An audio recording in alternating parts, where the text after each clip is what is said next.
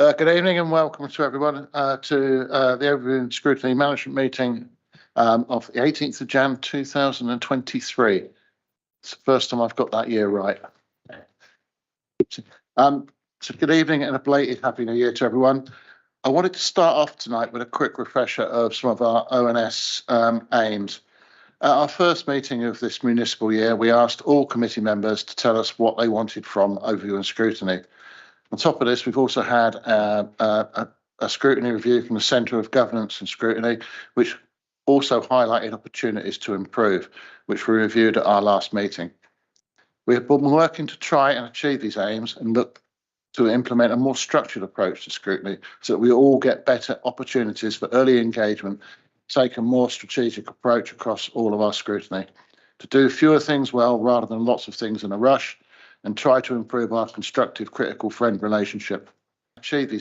I thank all those that participated in our last meeting, although it seems a long time ago, which in my view is a step in the right direction, an example of a constructive and beneficial meeting. So thank you to everyone that took part.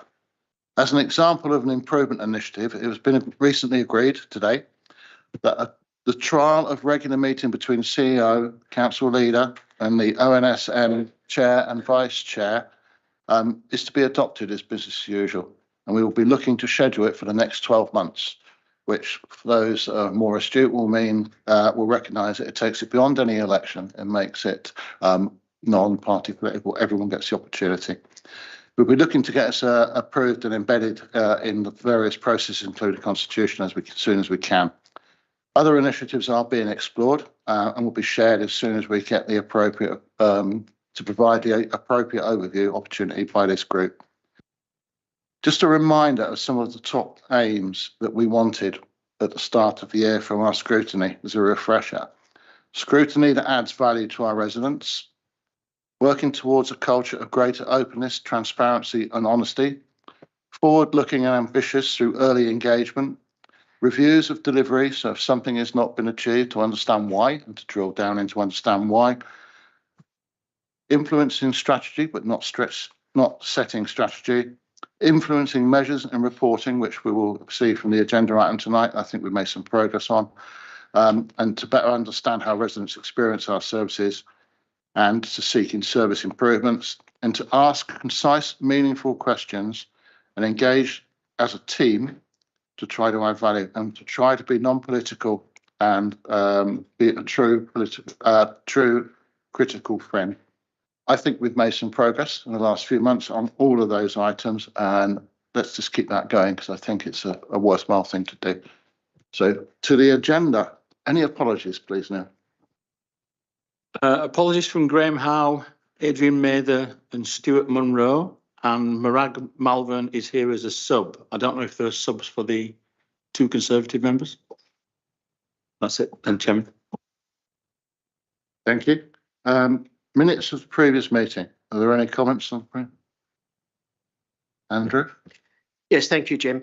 Two matters arising. On page 11, it was suggested that the corporate CRM system procurement item be e-circulated to our members. I'm not sure if that has happened, and if not, could I request that does take place?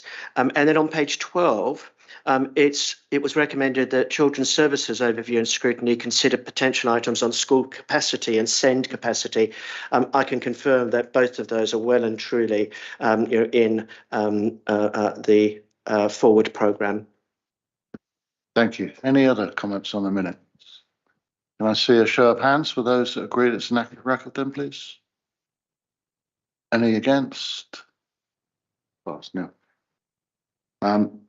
Declarations of interest. Are there any declarations? More. Thank you.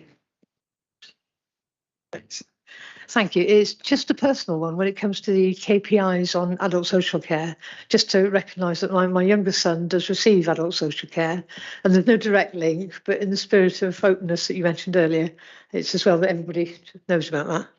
That's lovely. Thank you. Any other declarations of interest? None. Thank you. Public question time, item 66. None received, Chairman. Thank you. Member questions. None received, Chairman. Thank you. So I now hand on to item 68, which is the leader and chief executive. Provide us with an update as to where we are. Thank you. Oh, thank you very much, Chair. Thank you for inviting us again. First thing I'd say is apologies that you didn't get this by email until today. We actually prepared it at the end of last week, and we thought it was going out on Thursday, but you didn't get it. So I hope you've had time to have a look at it. The starting position, May 2022. So when the Borough Partnership came into being, we faced quite a number of challenges that needed to be addressed. Nationally, inflation was spiralling, utility bills were rising, and the cost of living was becoming a new crisis, or a bigger crisis, to manage. Wokingham was not immune to these challenges, and as the new administration, we were fully committed to truly understand these pressures and be agile in our response, as these were challenges which had never been seen before. I don't think in the last 20 years or maybe 30 years, challenges like these just have not been seen. With a budget gap of over 2.2 million, critical schemes such as our bus services without adequate funding and no clear strategic plan to address this, we needed to act quickly to get to grips with these challenges. We have actively lobbied the Conservative government on key areas that are hurting local residents and our community, such as free school meal provision during school holidays, funding for adult social care in Wokingham, sustained bus subsidies, whilst bus services are trying to recover from COVID, and the national housing policy for greater local control. We have worked closely with Susan and her senior leadership team. We agreed to introduce joint executive and corporate leadership team sessions to immediately get to grips with the challenges and, importantly, to co-produce the solutions. As we did not bury our heads in the sand, pressures on inflation and utility costs were and are being felt by residents, and the council is not immune to that pressure. With income dropping and budget gaps, for example, on bus routes to address, we have had to introduce decisive financial leadership and make those difficult budget decisions, which we recognise are not always popular with residents, so that we can reinvest in services for the most vulnerable. Anybody want to ask any questions there on finance or that line? I'll move to the next one, which is the cost of living crisis. So the cost of living crisis was getting worse, and we knew we needed to respond pretty quickly. And learning from the community response in COVID, Stephen Conway and Rachel Bishopworth attended a workshop with BCS partners in August, where officers facilitated a session to identify the key areas of concern and look forward to the winter months to predict what support we would need to put in place. A joint programme of senior council officers and the Hardship Alliance has been created and has been able to support coordinated a network of warm hubs, including all libraries across the borough, providing guidance and setting up warm space charters, distributed energy efficient items to VCS groups to support residents with reducing energy bills. This includes slow cookers, air fryers, light bulbs, etc. We've improved signposting the services, made direct contact with the most vulnerable, including equipment users, high energy costs, and social care self-funders to ensure support and care is not being reduced due to financial concerns. A cost of living crisis booklet has been produced and has been delivered to every household in the borough at the end of January. This provides advice, signposting to available support and guidance on how to help, volunteering, donating, and we've set up a crowdfunding platform to help businesses and residents who want to make donations to support the most vulnerable in our community. That's the second line.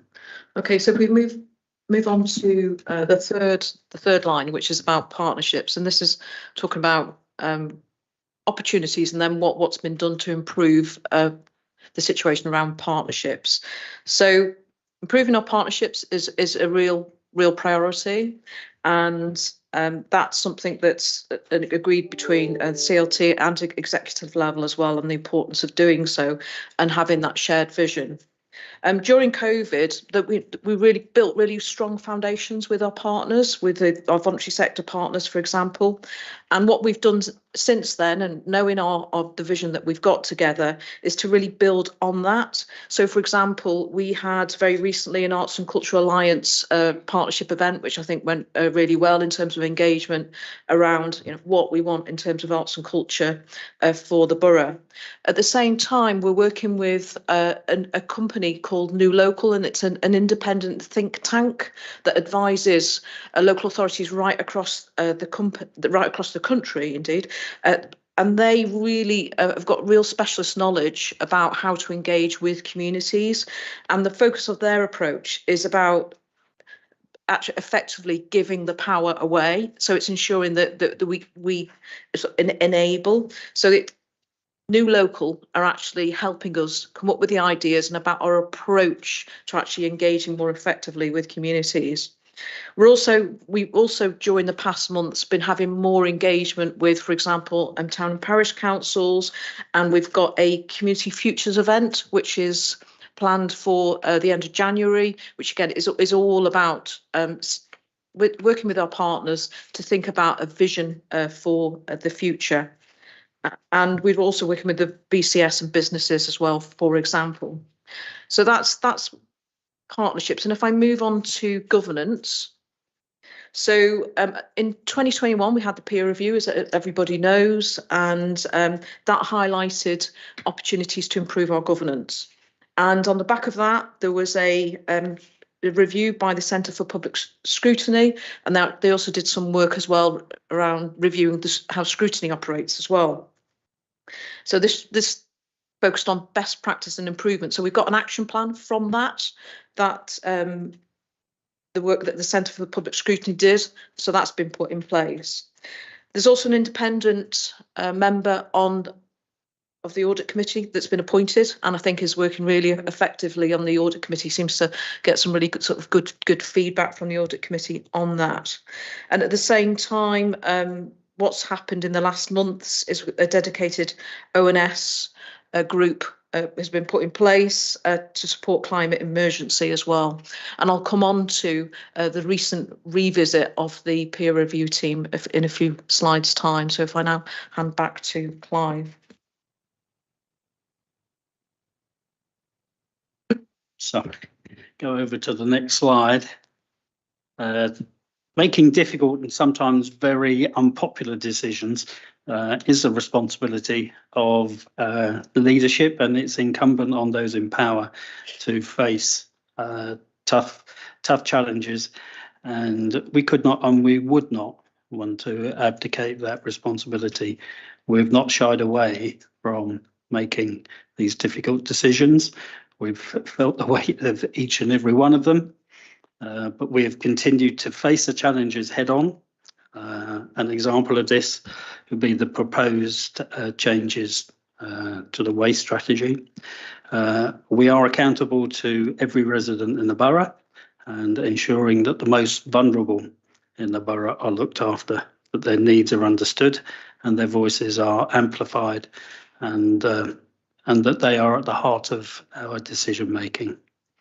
We have prioritised special educational needs by supporting bids for new SEND schools and actively engaging with the Department of Education on longer term plans.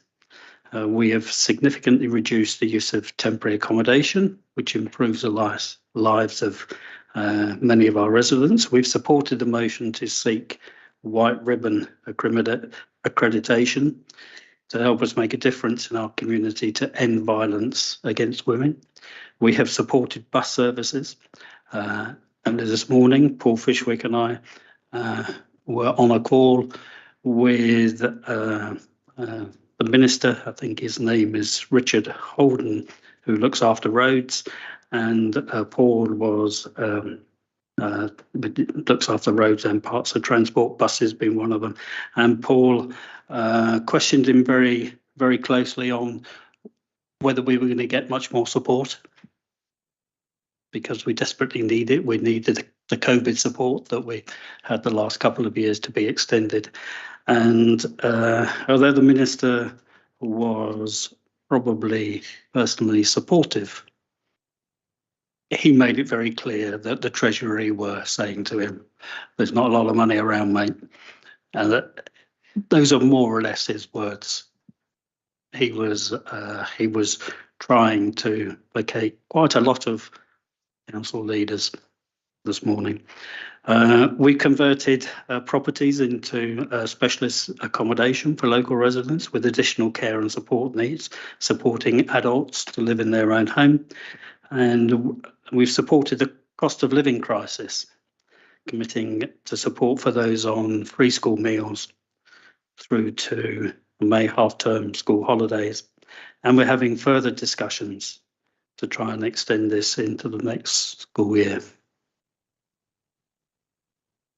Move on to the next slide. Examples of changes that we've made. So we've continued to make, I think, some positive changes within our communities over the last few months. The efforts around the climate emergency have continued to be a priority, with a refocus on the Climate Emergency Action Plan, the new dedicated Climate Emergency Overview and Scrutiny, as well as tangible funding changes to funding. For example, we're moving funding allocated to congestion technology to focus on active travel and to promote climate and health-friendly schemes. And I'm really pleased that we have Sarah and Paul Fishwick leading on these two very, very important areas for us. We've distributed 36,700 council tax energy rebates.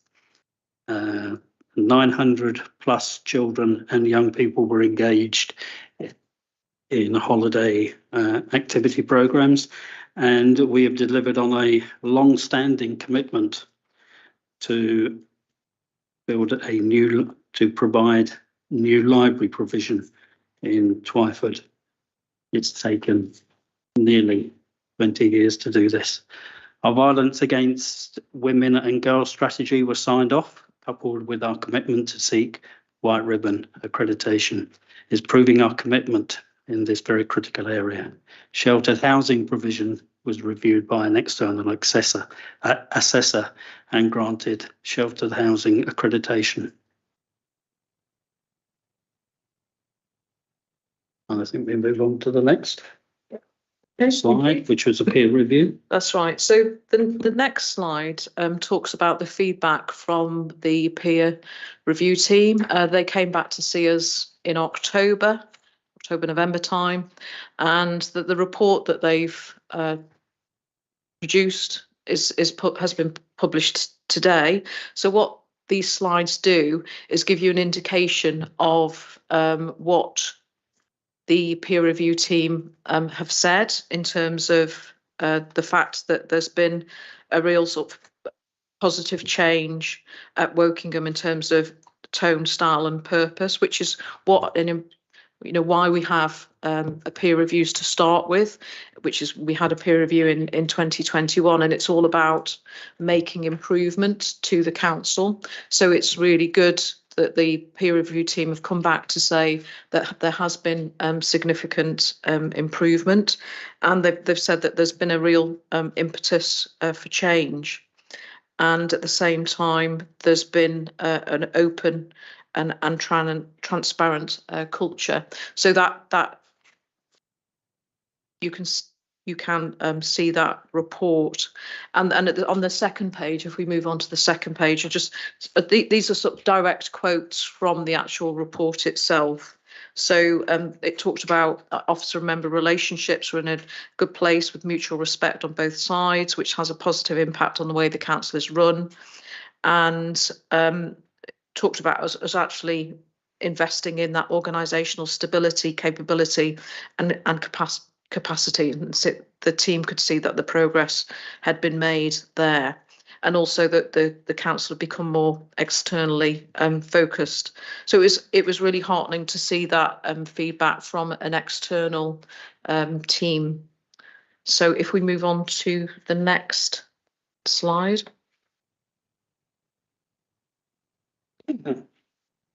So these are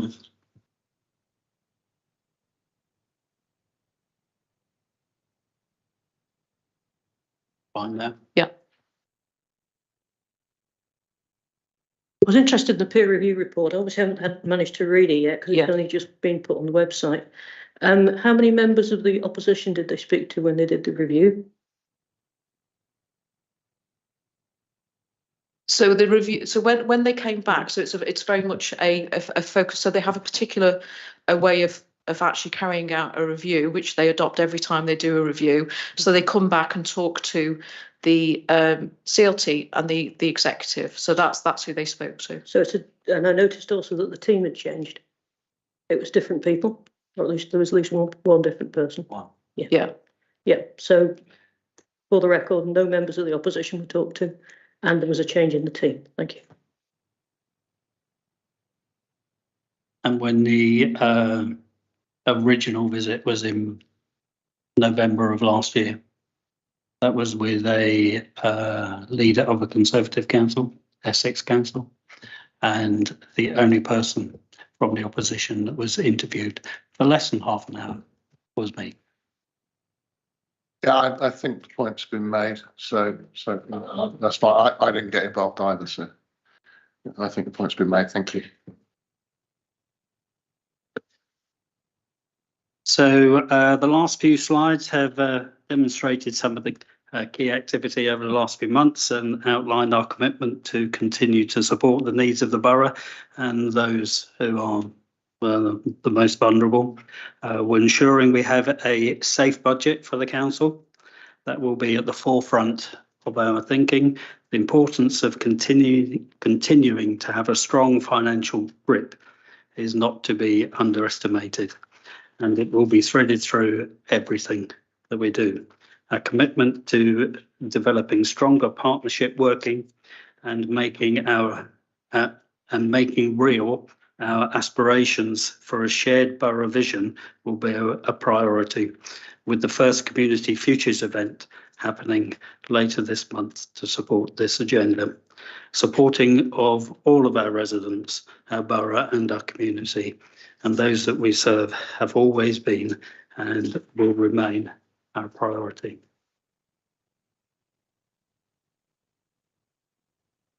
So questions, we'll go Peter, we'll go around in order, Peter, David, and then Andrew. I've got one as well, if I may. Anyone else? Peter. Thank you. Is there an echo?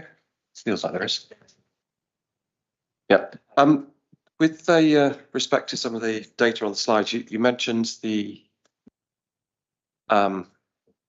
council rebates to residents, and there's 36,700 council tax rebates. The concern I have that, bearing in mind the financial difficulties the council is in, is are we monitoring that carefully? How much is it costing? And do we see a trend where it could actually be harmful to our budget? And I wondered what the criteria is as well. Sorry, I don't know how much that is costing, Pete, but I can find out for you.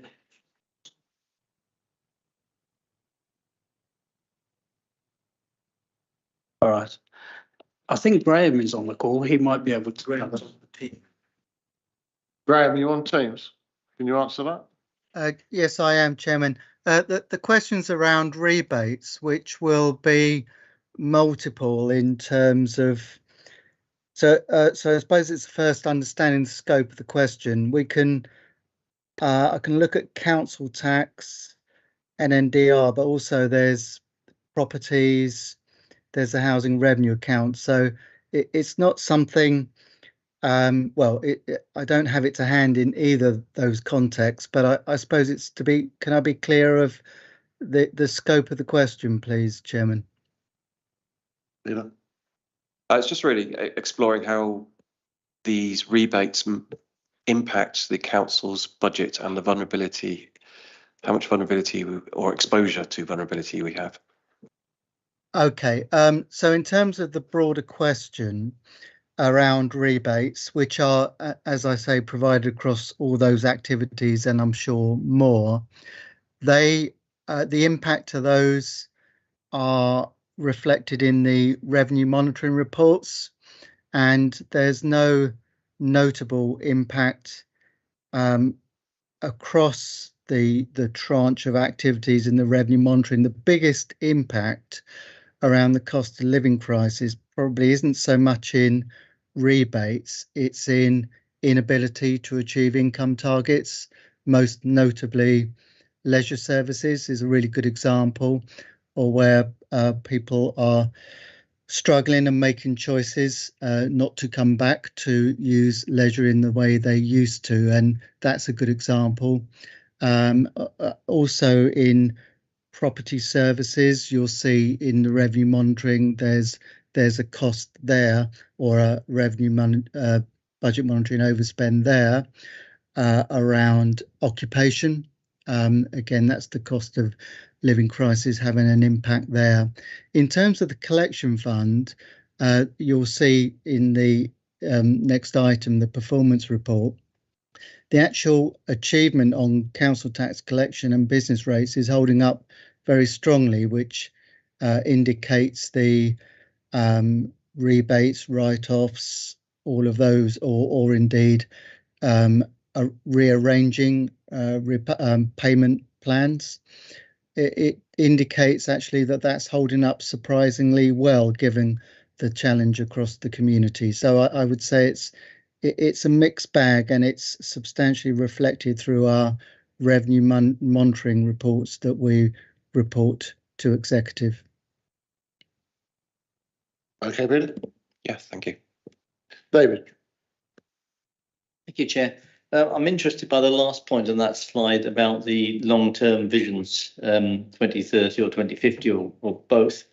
I recall conversations we had when we were talking about the budget, when we were discussing what appears to be the long-term financial decline of the borough's business model finances, call it what you will. There was a debate as to whether the current crises in COVID was just a blip, or whether it actually turbocharged this decline that was in place already across all local governments. With that in mind, what work is being done to think about what this authority would look like in 20, 30 years hence?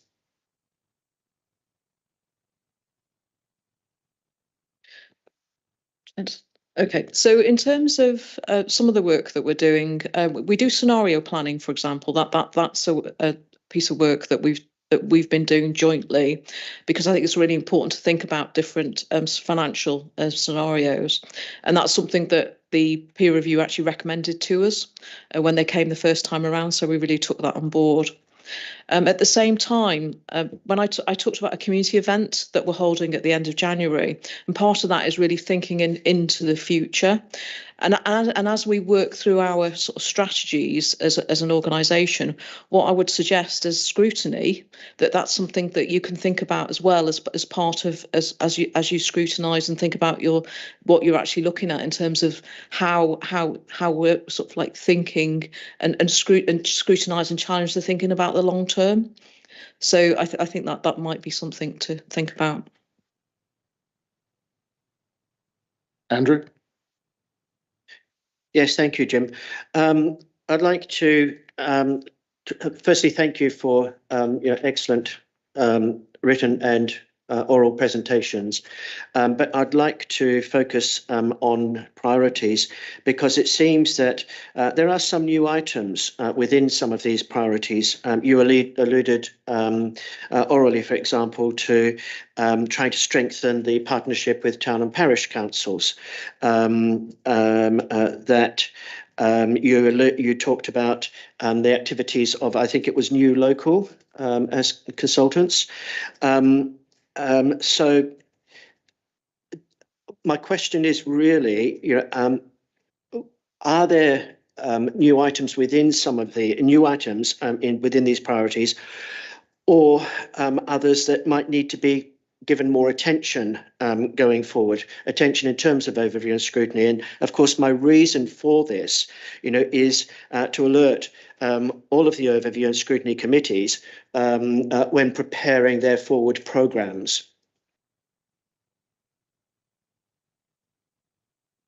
So if I can respond to that, and Clive may want to add. So there are, as a result of external sort of factors, there are things that have been brought into being. So as we've talked about in terms of the cost of living crisis, that's really got worse and worse over time. So we've put in place that really sort of strong partnership with the community and voluntary sector, and are still sort of increasing that and ramping that up. And that, of course, is something that, and I know you do bring the voluntary and community sector partners into scrutiny. So I think that's something that could be scrutinised. For example, that the structure that we have and how we engage and work with community and voluntary sectors. Because during COVID, that was if you think about the start of COVID, we didn't have a cost of living crisis at that point. It's evolved over time. At the same time, there are new things will arise that we didn't know about two years ago, for example. Another one is the fact that we're engaging with the DfE around SEND, and the DfE really want to engage with us about how we can respond more effectively to some of the SEND financial challenges that we have.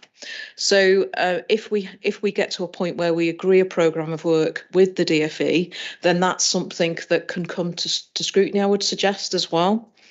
And in terms of the point that you made about New Local, that's a new arrangement that we've put in place. And that point about community power, it might be something that you want to examine in the future about, okay, how is that working? Is it working in the way that you would expect? So yes, these are sort of like new things that have evolved in the last few years, and this is something that absolutely you can scrutinise and review. If I can just add to that, as Stephen Conway, who is the deputy leader, he has responsibility for partnerships, and he has been trying to develop much closer relationships with parishes and town councils, because I think we probably all recognise that they weren't in a great place for whatever reason. Not blaming anybody for them not being in a great place, they just were not for a number of years. So he is putting in a lot of effort to try and turn around that relationship so that we can work together, and hopefully that will bear some fruit over the next 12 months. Thank you. I've got a question, if I may.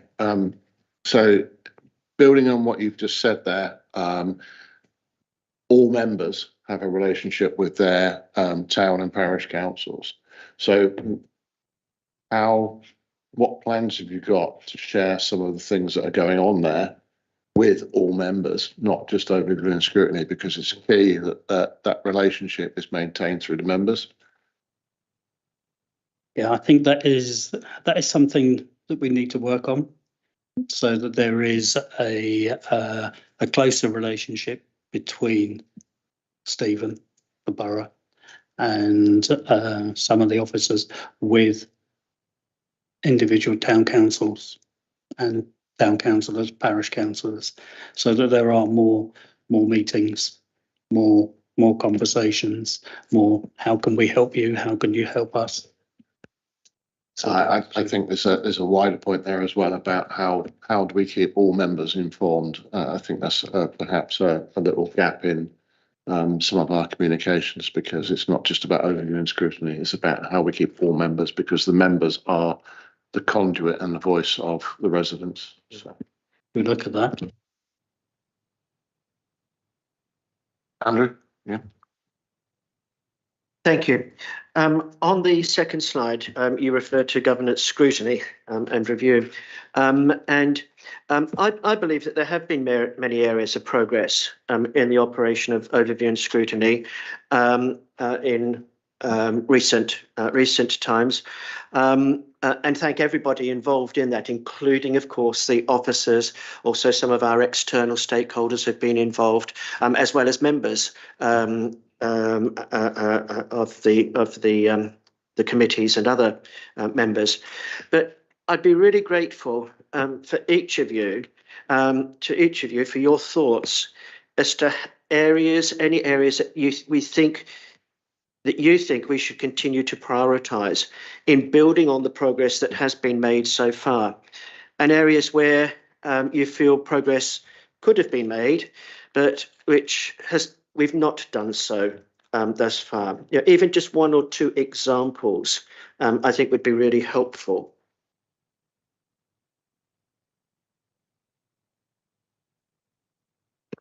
So I think some of the examples that I mentioned a few moments ago would be useful in terms of coming to scrutiny around, our response to the cost of living crisis and how we're doing that in partnership, because I know that our partners, it's really important we get that critical view from our partners in terms of their views, because it's an external view, and I think that's really key.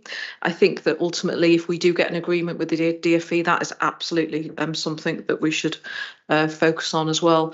And as we move forward and are pulling together the vision and the council plan for 2024 onwards, I think that's something that actually could come to, well, I know the performance comes to scrutiny, but I'm thinking about actually our process in terms of pulling the plan together is something to actually keep an eye on in terms of the way that we engage, etc. That might be something.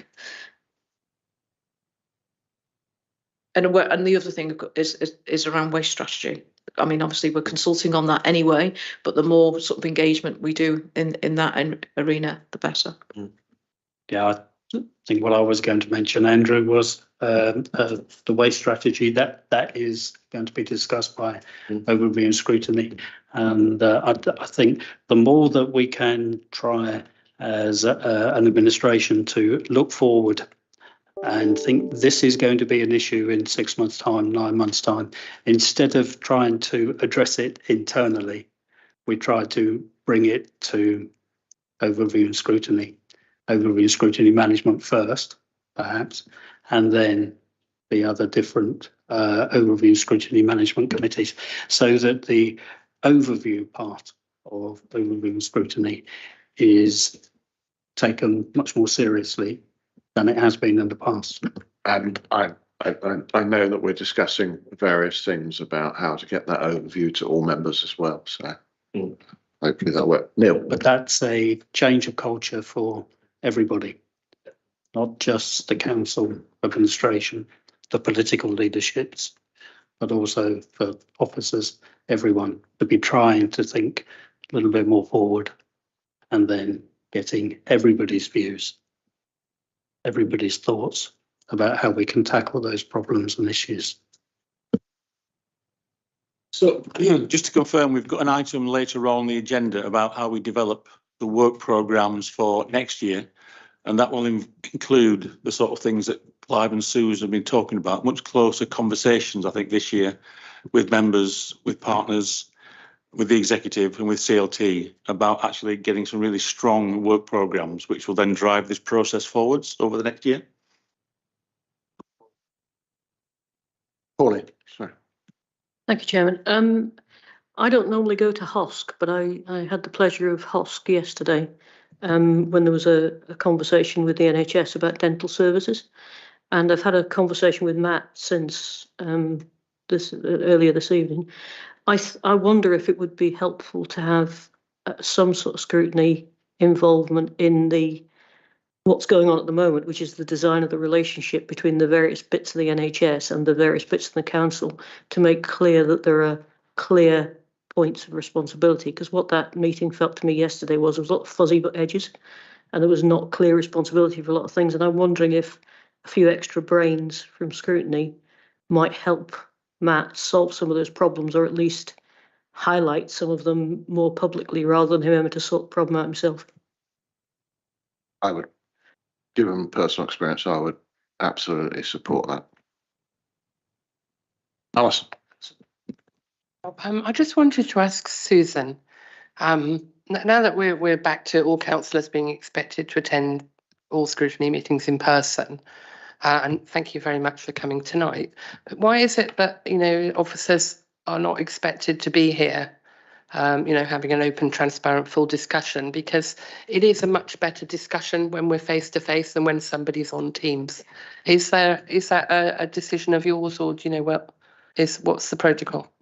I think a mix is appropriate, because also we have quite a volume of evening meetings that officers need to attend. So I think it's really appropriate that I'm here tonight, because we're presenting, and at the same time we can have a mix of quite a few officers attending the meeting. So Graham can be on the call, but you'll know that he's been on quite a few of the evening meetings with regards to, for example, the budget. So it's about actually trying to get a bit of a balance here with regards to this. So you can get quite a few officers on a call if we do it digitally as well, a bit of a mix.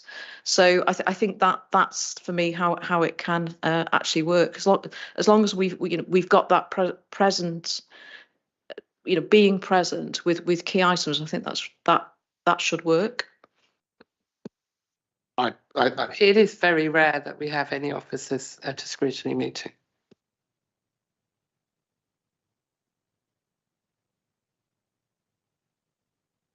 I think there's a responsibility on us as members of ONS as well to say that if we require officers here, then I think we ask. But I think as much as possible, the reduction on the disruption of having to come to evening meetings, I think, should apply.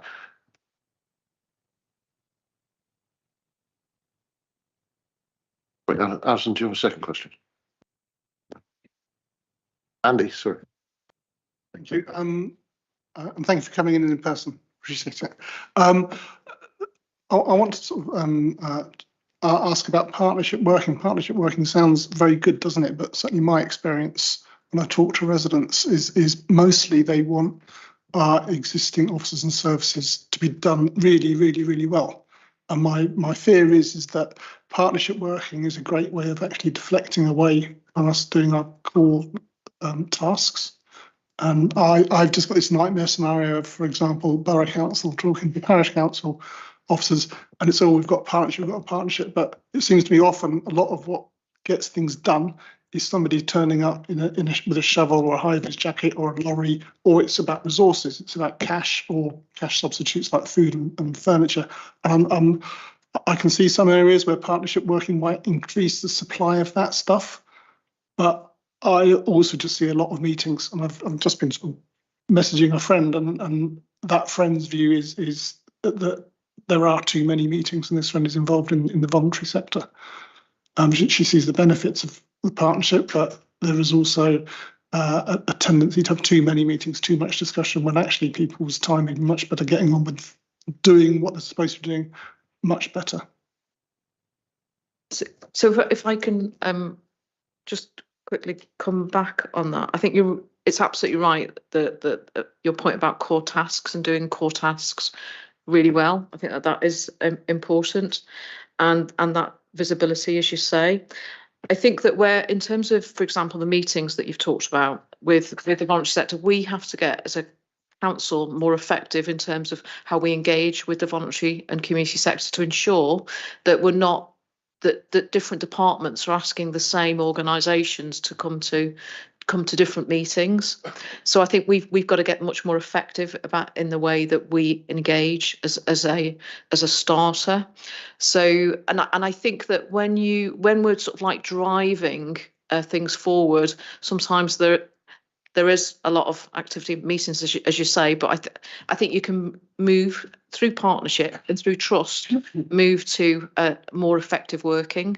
But it is by getting the feedback as well that you've just said, that where we can actually look to make improvements. So the more feedback that we get, that we've got to ensure that we do make improvements, because I think ultimately working in partnership, providing we're focusing on the right things, is absolutely the right thing to do in terms of getting better outcomes for our residents. But it's got to be on the right things. It's not just a lot of peddling and not getting anywhere. I appreciate that, but again, thinking about town and parish councils, for example, that they're fairly the borough and those councils have delimited responsibilities, don't they? And again, I'm wondering what will a whole bunch of conversations between borough officers and town officers actually change that, or rather what issues will the borough become aware of that haven't already been raised by members, for example, dozens of times in the past? I'm thinking about my own ward, for example. I'm sure all the ward members have got things we've raised with the borough. Perhaps the parish council will raise the same issue. I just don't see that much extra value in it, to be honest, compared to, for example, listening to members about what's going on in their areas.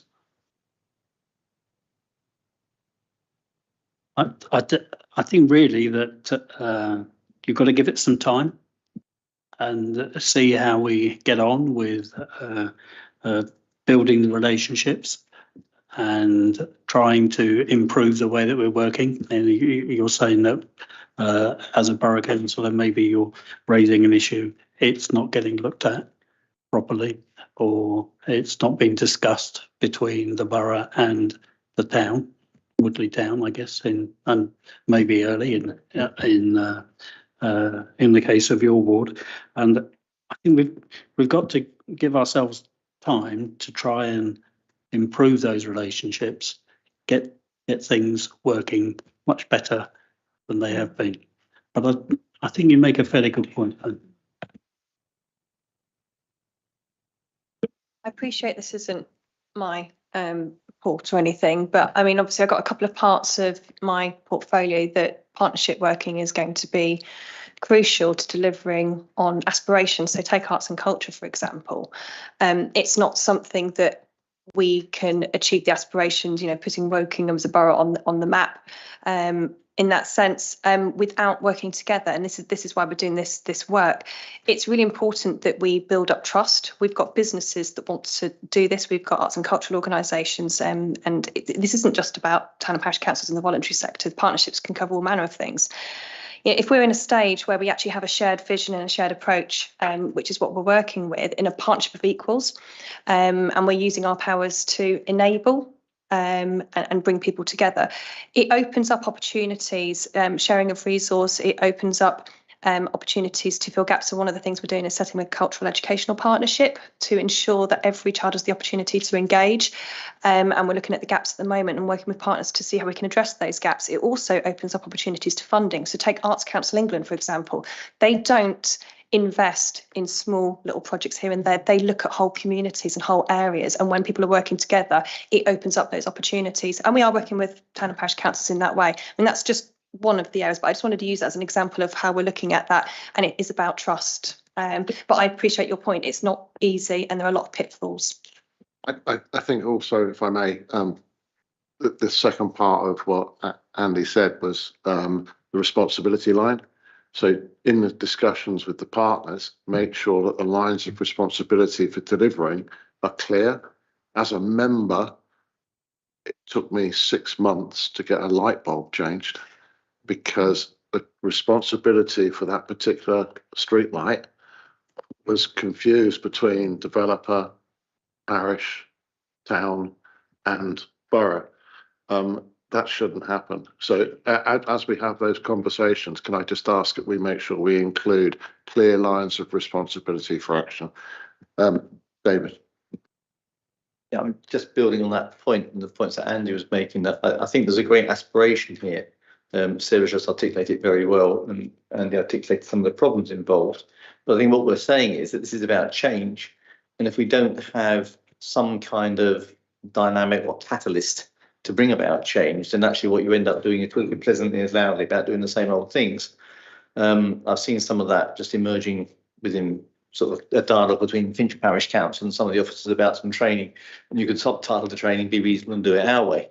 And that actually isn't what we want to have. It's sort of some more creative thinking. And I do wonder if somewhere within the sort of senior management team of the council, somebody given a remit to be a catalyst for change or more less structured thinking, whatever it might be, but something that actually helps move some of these, overcome some of the barriers that Andy's articulated and releases some of the opportunities that Sarah's mentioned. Yeah, I think that's a really fair point in terms of how we get more of a, well, my interpretation of it is as a greater corporate drive behind this, and you use the word sort of catalyst. And so yes, I've got some thinking around how we do that. I can maybe come back to you about that, but you're absolutely right. Pauline. Thank you, Phil. I'm not sure if this is the same point as Andy's just made or not, and it's absolutely not a political point, to be clear, but it's really a clear plea to Susan.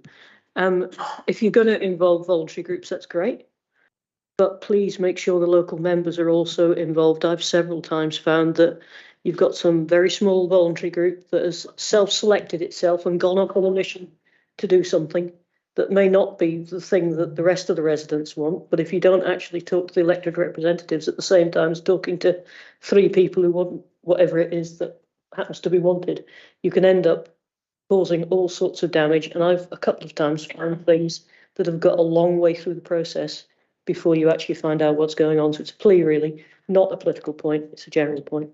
I think that's absolutely fair point. It's really important in terms of, obviously, you know, the connections that you have as councillors to your communities and what you know about your communities. So absolutely. I think the point is that, you know, regardless of whether you agree with the selection that they've made, we've been elected, and a lot of the voluntary groups that are very small are self-selected. So you might end up getting a slightly different slant from them than you would from people that are actually going to have to turn up at the ballot box. Right, if there are no more questions, I'm sorry. I was going to reply to Pauline. Have you got any specific things that you might be concerned about? Not currently in the. It's happened to me as well. In the policy. Yeah. I think it's So it isn't something that we've got to try to sort out. No. It's It's a generic trend that's happened on several occasions, and I think Sarah's just said the same thing. And it's not something that's been done malevolently or anything like that. No. It's just complete not thinking. Yeah. I think the point is that all elected members, we are, whichever role we're in, we're partners as well, and part of that conversation, and making sure that we're included in those. Yeah. If there are no, oh, Andy. Go on. Thank you. So just carrying on a little bit from where I was before and talking about responsibility and accountability. If somebody is having an issue with claiming some sort of benefit from the borough, I can go to an officer, and if I'm not happy with how the resident has been dealt with, I can escalate within the borough, I can escalate to Susan. And there are very clear lines of accountability and responsibility. And it might be my resident has got it wrong, and you know my intervention doesn't make any difference. If they are dealing with the Hardship Alliance, and we keep pushing the Hardship Alliance to the thrust of anything, am I supposed to go and, for example, have a row with Wokingham Food Bank or Citizens Advice or somebody else? I mean, who is the Hardship Alliance accountable to?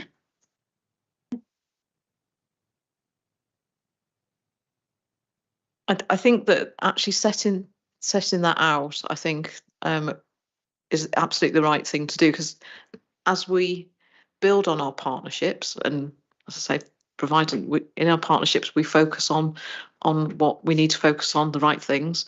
As we do more of that, then the clearer that we are. And I think the point was made about the sort of like the lines of accountability. So I think it's a really, really good point, and which I will take away. I think I would add to that the Hardship Alliance is really under a couple of executive members, Rachel Bishop-Firth being one. And as far as officers are concerned, the most senior officer will be Sally. And I think if you have a issue, then you should go to either of those people and say, this is a problem. This part of the Hardship Alliance is not working properly.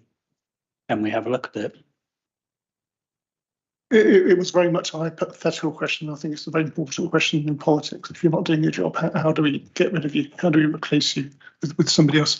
Could I just to misquote Tony then? Sorry. And just to sort of finish off, I've just had again a message from somebody that said, and they're a very well-known person in the local voluntary sector. They said this week they spent a third of their 40-hour working week in meetings with WBC. Seems a lot. I think that's her point. That's her point. Yeah, exactly. All right. Right. I just wanted to very quickly come back on that previous point that you made as well, and it's given me a thought, because obviously I've got the domestic abuse area as well, and from the perspective of a victim survivor, we are not the only organisation that they will engage with as part of that process. So, you know, we've been talking about looking at a whole system approach in the journey of that victim survivor through the various services, whether they're commissioned by us or partner organisations. But ultimately, you're right, who has that accountability? And it's a really good question. And I don't think I could answer directly that question. If someone came to me, said they had a problem with the police or they had a problem with something in the NHS, you know, there's challenges there. And that's a really good question to take away on that. So thank you. Thank you. No more questions. Can I just say thank you to both of you coming, and for whoever online was, I know Graham's, but I'm not sure who else was online that was for this item. But thank you very much for your time. We're now going to move on to KPIs.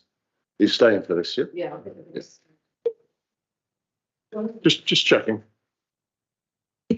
Shall I just start off just by, it still says Clive's name as lead politician, but it's my area. But obviously for the process, obviously I don't have responsibility for all the individual KPIs in there. They're collective across the executive. But we've got the Q2 report here. So this is the summer months. And I think the first full quarter that we've had of this administration. There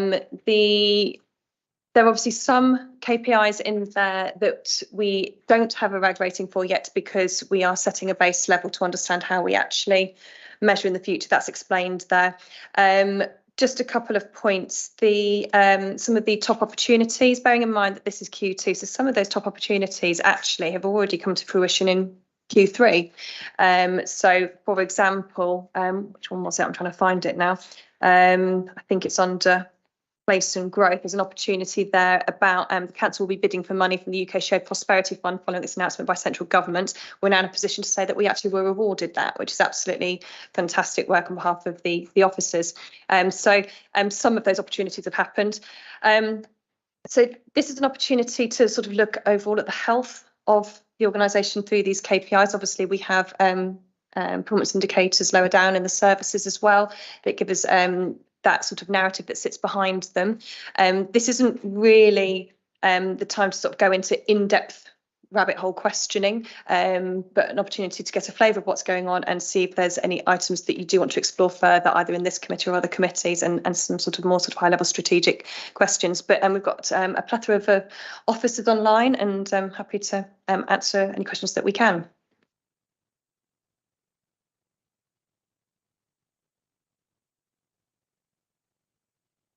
Thank you, Chairman. First question for me is a sort of generic one. I wonder if Sally could tell us how long it will be before we get to her new KPI system that will mean that we get KPIs that are not 6 months old by the time we look at them, or 3 months or whatever. which will be absolutely fantastic and looked really good at Personnel Board. Hi, Pauline. Thanks for the question. So yeah, what you saw at Personnel Board was sort of our foray into using Power BI, which is also something that we're keen to be able to do in relation to our corporate KPIs as well. What I'll do is, if acceptable, is be able to bring something here over the next couple of months. We've already started the work to look at how we automate this activity as part of our KPI piece, and we've got something that hopefully we could show members. What I want to be very clear about is that it wouldn't be something that would be end of quarter available, because obviously we need to make sure that the officer time has gone into looking at the narrative, but we are keen to be able to at least reduce that time down from the 3 months, as you've said. But I'm happy to come back and to a future meeting if that's acceptable. Yeah, thank you, Sally. Norman? Thank you.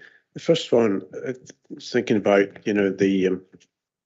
this is a bit historical now, the bottom of page 14, top of page 15 in our agendas, which is about AS1, percentage of adult safeguarding concerns completed within 2 working days. There seems to be quite a lot in here about pressures on the system by lots of out of scope referrals, and you refer in the text to some of the remedial sort of actions that you're taking. Are you beginning to see the effects of those remedial actions coming through? Are things improving as a result of that?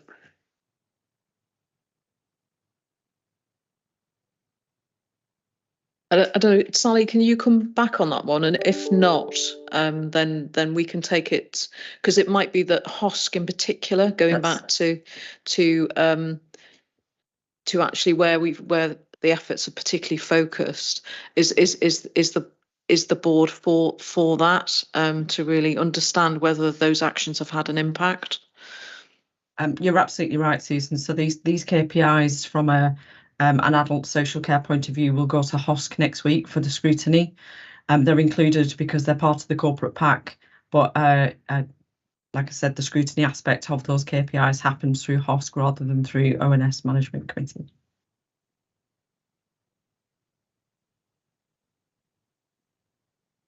All right. Yeah, the next one was on the RA8 capital budget monitoring forecast position on page 49 of our agendas. It's forecasting quite an underspend. I've probably asked this question before on many occasions. It's what sort of underspend, and how is that a good thing, or is it just projects being delayed and therefore income potentially being delayed? What sort of things driving that reduction in expenditure and capital? I'm happy to answer that, Chairman. Please, sir. Yes. I can't remember exactly all the items driving that underspend, but I can tell you that they're reported to executive quarterly. So the papers for end of December and the explanatory explaining all the areas of underspend are set out in that public report. I say there's been a conscious effort this year, given the cost of living crisis, increased cost of debt, and the need to balance the budget both this year and next year, to, let's say, curtail or postpone wherever possible.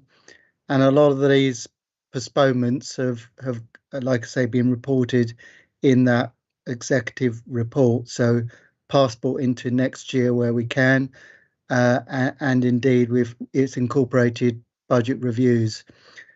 The schemes that generate income, or pay for themselves, generate income, they're not the types of schemes that we would be focusing on postponing, pausing, because they cover their own capital financing costs and often provide income over and above that. However, those, particularly those that are dependent on borrowing, we would, I would say, is a very good thing if we are able to postpone them, subject to the fact that they don't have a notable detrimental impact on the council's objectives. So in this current climate, I think it's a wholly responsible and necessary thing to try to reduce our exposure to borrowing wherever we can, and to give ourselves time to review, recast, curtail, all those kinds of things. So certainly from a financial management perspective, the capital programme, our exposure to borrowing is certainly up there in terms of a key challenge, and I think it's wholly responsible for us to look to reduce costs wherever we can, which obviously results in underspending. So in a nutshell, yes, I think it's a very good thing, subject to the fact it doesn't have any notable detrimental impact on council objectives and service delivery. Okay, thank you. That seems sensible. Will I be able to see the detail of that, Graham, in the reports going to executive next week? Yes, you will. Yeah, okay, I'll look there. I have another one, if I may. Yeah. Cool. On page 24, it's about the uptake of leisure, which is of interest to me. It's encouraging that it's saying continued upward trend of leisure participation, and increased volume through the leisure centres. Is that trend, again, is that trend continuing, and where has it got to relative to pre-COVID now? Is somebody able to tell me that? Thanks. Yes, I can, Chairman. Please. Yeah, so leisure is a complex mix in terms of its improved footfall. I think in terms of the general leisure offer, where let's say they're generally fairly healthy, confident individuals, they have returned back to the leisure facilities in a much greater way, and actually for Woking Borough, swimming is one of those most notable areas of activity where the uptake was much sharper post-COVID. However, that wasn't universally felt across all the even the universal leisure services. But I would say, I don't have an exact figure, but I think we're kind of beyond 85% in terms of the general universal offer. So it's quite positive, but still not back to where it was. Unfortunately, of course, the leisure arena, so Places Leisure, our contract is suffering through obviously cost of living in terms of the utility costs. But I know that's a slight side issue, but that puts pressure in, even though that has bounced back, that's an area that still suffers for other reasons. The more specific early intervention, prevention, dealing with the vulnerable, those activities, they have not come back anywhere near the rate as the universal offer. And I don't have a particular percentage to hand, but the unachievement of previous targeted income targets put in place pre-COVID, we're underachieving those quite significantly. So, but having said that, they have improved slightly.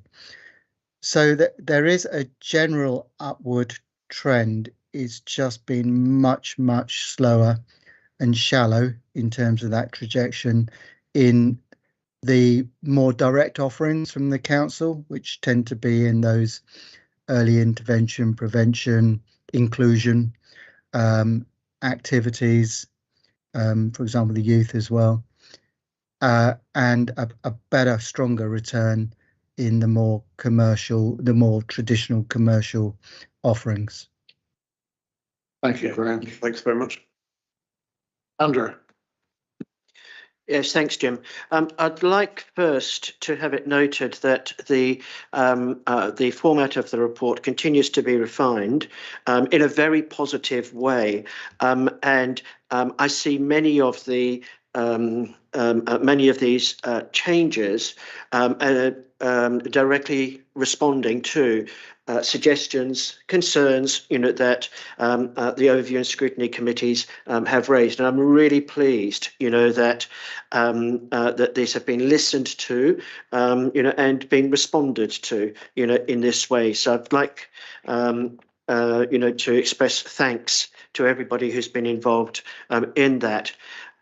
Overall, I think there are a pleasing number of KPIs rated green. However, in a number of these, the direction of travel is described as worsened, okay, or deteriorated. And so my question is to the executive members here tonight, and to any office, to all of the officers, though I don't expect all officers to respond to this, but are there any instances where this is the case, where it's still rated as green, but there's been some deterioration? Any cases where you may be worried about, and if so, for what reasons? Wow, that's a tough question to ask, because obviously we don't have all members of the executive. We take responsibility for our own areas. Gosh, that is a very tough question. I guess, there's all sorts of areas of concern. You see the challenges we've got coming up, and they sit across the whole organisation. And are there any particular ones that you want to raise, having been through the report, that concern you, that you would like some narrative around a little bit more, I guess, is the first question. No, there aren't. And I think the narrative as it stands, is really, really helpful. I guess what I'm looking for is any concerns going forward, worst case scenarios and so forth. Yeah. Just things which, perhaps we should be alerted to. And one of my reasons, again, for asking this is very much to ensure, that these issues are picked up, by the appropriate, scrutiny committees, that they get into the, into the forward programmes. We've got a couple of hands up online. So Graham, you were first. We'll come back on it, and then Steve after that. Yeah, I think it would be remiss of me not to say, even though some of, there's many greens and ambers, particularly in resources and assets. However, it's all quite precarious. Now, I've talked about leisure, and when I talk about leisure and I talk about the return back to previous levels, the cost of utilities, heating swimming pools is quite expensive, as I know some people will be acutely aware of. Also, we've got property and the economy, getting the full occupancy across the Wokingham Town estate, and also maintaining tenancy in our other assets is going to be challenging. Depends how well the economy, say how resilient the economy is. The general capital programme is going to be difficult to balance over the next 3 years, and we know we have increasing school places, and increasing school places is a very costly impact to meet that provision. We often have very little choice about what we can do other than provide high cost asset accommodation and work largely to the requirements of the schools. We have escalating demand costs in, I mean, I know we're not hospital deal with this, but Matt Pope would go on for about his concerns in adult social care, rising numbers, rising expectations in the care market.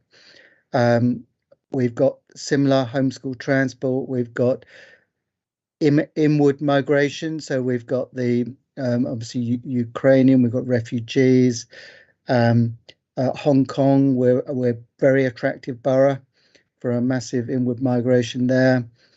This council is in a, I think I would say, is a responsibly governed and financially viable, but still overall, with all the pressures, it is precarious, and we have the uncertainty of not knowing what our funding is beyond next year. I have and will, of course, rehearse all these at the corporate and community overview and scrutiny, but I probably haven't shared these concerns at this committee. So that will impact on a whole raft of PIs that you see, that even though they're green or amber, they are precarious, and I think that's the state in many ways of this council, and will be the state of many other councils. Of course, recognising in that national landscape, some will be in a much more precarious position than ourselves. So it's easy when we see a string of greens. It's easy when we see revenue monitoring not too bad, albeit overspend, and capital under, that things are okay. Well, in terms of the medium term financial challenge on this council, and therefore the impact of our resource across the council, I think that shouldn't be underestimated. Thank you, Graham. Steve? Thank you, Mr. Chairman. My comments, I suppose, are sort of linked to specific PIs, and some are more generally linked to the wider impact of the cause of some of the performance. So certainly for me, PG2, PG3, dealing with housing demand and a number of people in temporary accommodation. First thing I'd like to say is I'd really like to commend the housing team for what they've done. There's been a national increase in the use of TA. There's been a significant increase in the amount of people presenting as homeless. What we've managed to do through excellent work is actually, against that increase in demand, we've actually managed down the amount of people in temporary accommodation, which is remarkable. And the team are doing a great job. And that's not just about money. Yes, temporary accommodation is the most expensive form of housing, but it's also the worst form of housing for families and young children. So it has a double whammy effect. So really try to avoid that at all costs. So I'd ask members to focus particularly on that, because none of us really know where the economic situation is going. And I would fully expect that the increase in demand for housing and people becoming homeless is going to increase before it decreases. So I fully expect there to be more pressure in the system coming forward, and housing is a high risk area and it's a high cost area if it goes wrong. So that's one in particular. In general terms, what concerns me greatly is inflation, particularly as we have contracts. We have a lot of contracts that are obviously industry linked. Officers are doing some great work at the moment, talking to contractors and suppliers, looking to try to minimise any impact and trying to absorb costs. And we're working hard to do that this year. We might be able to do that this year to a fashion. If we have to go again next year with the same scale, that's going to be very, very, very difficult without affecting services. So that to me is another one that's linked to a number of PIs, the whole inflation and cost elements. And Graham's touched on some of that with energy. And the final one for me, hearing Clive say earlier on about the response from DfT in relation to the funding of public transport services and buses, is obviously quite disappointing, because for those of you that heard me at audit and other committees, it's not about buses, it's about life. it's about how people live. It's about fair paying school children, how they get to school. It's about how people access hospitals and care. And it's about how people travel into the borough to work in our high streets and other areas to keep our high streets vibrant and so on. So there's a huge impact, and I would be lying if I said that one didn't concern me going forward, and what that means for the future bus service route provision going forward. So those are the key, I suppose, 3 ones for me that I'd ask members to maybe focus on. Thank you. Thank you, Steve. Sally? Thank you. So Steve and Graham have covered a number of the financial areas that would be pertinent to all directors. And I think for me, when I was looking at, in response to your question, looking at the KPIs we had, one that would spring out for me that would fit into that category is making sure that we keep a keen eye on staff absence. So whilst we, looking at our Berkshire neighbours, we are low as a comparator, looking at the indicators around stress and understanding where that comes from, and obviously supported by Rachel as lead member and the wider personnel board. For us, it's about having that better understanding of stress and the impact that has on those overarching absence rates. And of course, our workforce is not immune to the impacts of the cost of living crisis. So making sure that we make sure that those links that are available to our residents are also supported to our teams and our individuals and our staff. So that's a key focus for us over the next weeks and months. Thank you, Sally. Rachel, you're online. Do you want to add to that? Hi, yes, absolutely. So, you know, I'm very, very pleased to be working with the officers to pull through some improvements in this area. Obviously, we've got some new officers. We have Louise, for example, on the HR side, who's our new HR director. I'm in conversation with her already on what we can do to improve things for people at the council, and to improve sickness rates. Thank you. Does that answer your question? Yeah. Pauline was next. Yes. So, thank you, Chairman. Sally just covered one of the things I was going to ask about, which was sickness, because it's going in the wrong direction and for the wrong reasons. So I'd be interested to know what we're going to try and do about that. It surprised me a bit, I must say. I know the percentage is perfectly reasonable at the moment and not something that is a concern, but I didn't like the direction it was going in, and I didn't like the reasons very much. So thank you, Sally. I'm glad you're on that as well. The other questions for Steve, actually, on place and growth. The 2 things in place and growth that most residents ask me about are pothole repairs. And Clive's laughing at me because he's always got his picture on the paper with it pointing at the pothole, and the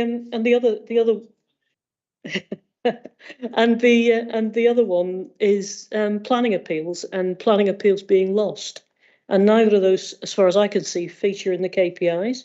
And I think those are 2 things that we need to have some data on and monitor, because planning appeals being lost, A, is very expensive quite often. Secondly, doesn't half upset the residents, and I think we could helpfully monitor that as well. Steve, do you want to respond? Yeah. Thank you, Chairman. You can never have a performance meeting without talking about potholes, can we? I think so. Particularly at this time of year. So I think it's a fair point. I wouldn't say. Maybe what's helpful really, and there is an indicator in the report, is how responsive our contractor is in responding in the times in the contract to repairs. And actually they're underperforming, Pauline, at the moment. And Chris and the team and others are doing a lot of work to get them back where they need to be from a performance point of view, because obviously that would include our responsiveness around potholes and those sort of things. I would say, I think, I know it's all relative, I think our the quality of the highway network in Wokingham is pretty good. That's a relative comment, of course, in relation to other places. It's well known there's a 16 or 18 billion pound gap nationally in the need to improve our road network. But we do a good job relatively, but I do think we need to up our game in relation to the contract management elements of the Volker contract in particular. So that's a fair point. The second one around planning appeals, yes, we absolutely could have a PI going forward about planning appeals, and there's two reasons for that, and one you didn't cover, which I think is really important. So if you, there's a term in planning called designation. So effectively, if you turn down a major application and it goes through on appeal, I think the threshold of potential central government intervention is now 10%. So local planning authorities run the risk of being designated if they breach that threshold. So what does that mean? Designation means you lose the ability to hear the appeal, i.e. a developer can go straight to the planning inspectorate, but you as a local authority still have to do the work and you lose the income. So it's not a good place to be, and you want to try and avoid designation wherever you can. So we could absolutely, going forward, look at an indicator for how many major planning applications have we lost on appeal, because that's the key risk, if you like, in relation to planning intervention. Okay, I wanted to just to add further to that answer, if that's okay.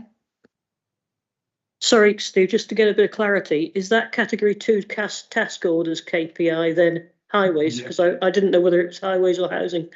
Yeah, that's the highways one, Pauline. Yes, it is. Yeah. So I just wanted to go back to a broader point, because obviously these were the KPIs that were chosen to bring forward at the beginning of this financial year. Obviously, these are the top 40 high-level strategic ones that are presented to this committee publicly, but they're obviously performance indicators at all levels of the organisation. So it doesn't mean these aren't being measured, they're just not necessarily in this report. And we are in that process at the moment of deciding what KPIs, what to measure for the next financial year. So I think on that point there about whether it's potholes or the management of the Volker contract, whatever, and obviously what you're talking about planning, I think those are things maybe Steve as an action to take away, and those are discussions to have with the exec members, Paul and Lindsay, about what's best to measure and how to do it. And just taking away Pauline's point there, it was just, I know you asked a specific thing, but I just wanted to talk about the wider performance indicator setting aspect of this. So we can't bring all the KPIs in the council to this committee. So I recognise that, and whilst you're having a discussion, I think if you change the description of that one about standard work orders task 2 or whatever it is, so it actually means something, that would be helpful as well. Yeah, I raised that in the exec briefing about the fact what's that even relating to, because it didn't say highways in there. David. Yeah, I just want to return back to a point a few minutes ago. Sally kind of asked the question, as indeed with Pauline, that I had, but reading through some of the lines in various parts of this, you don't draw an immediate conclusion that Woking Borough Councils are a happy and healthy place to work. I don't know if that's a fair comment or not, given the fact that there's clearly levels of stress involved. But if that is the case, what are we doing to address that? And are there things that, bearing in mind we are all one team, are there things that we as members could be doing to sort of try and ease some of the stresses on officers? Thank you for that question. So, as I said to the answer to Pauline's questions, when you look across the Berkshire group, the Berkshire local authorities, we are the lowest in relation to the number of staff absences. And obviously, and absolutely, as Pauline said, you can see that that's risen slightly. And the expected increase is following, obviously the lockdowns, it is winter, and the exposure to viruses. Obviously, this was early in the year, but that kind of trend will continue. However, what we are doing, it's something that's been raised already by different politicians, is actually asking us to look at the impact of hybrid working. So one of the things we'll be doing is engaging with staff through our next employee service survey to understand how is hybrid working affecting their mental health and well-being.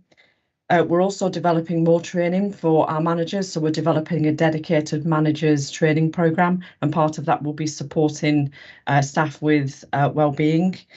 We're promoting our employee assistance programme, which is a really robust and good service to offer to our workforce, where employees can contact that service at any point, at any time, 24 hours a day. It doesn't come back to the council at all, and they can actually sign up to 6 free sessions of engagement through the employee assistance programme. And also, one of the things we're doing, we're promoting things like Wellbeing Wednesday, and doing initiatives in a dedicated comms plan for health and wellbeing across the organisation. And of course, part of that comms plan is ensuring that our mental health first aiders are promoted and available to support our workforce, which is absolutely critical in these kind of post-COVID days, and obviously under the pressure of cost of living crisis. So can I just come back on the one part of my question there, which is what can we as members do to help? Or do we stand back and I think yeah, of course, and I think it's a really valid question, and that's one of the benefits of having personnel board, where we have members from across the board who can take a real interest in what's happening across the piece and actually give us their advice, their influence, and ask some of those critical questions to help us think differently. I think members can always support the workforce, whether that be for us being able to signpost some of those services that we have available, and during conversations with officers, the more we can do to talk about mental health and well-being as a natural topic, whether that be officers or members, would be supported across the piece.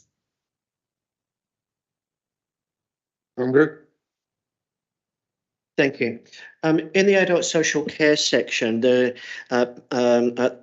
this will also, what I'm about to say will also apply, I think, in quite a number of other areas as well, including children's services, quite possibly housing. There are references to increasing complexity of demand and the challenges that this creates.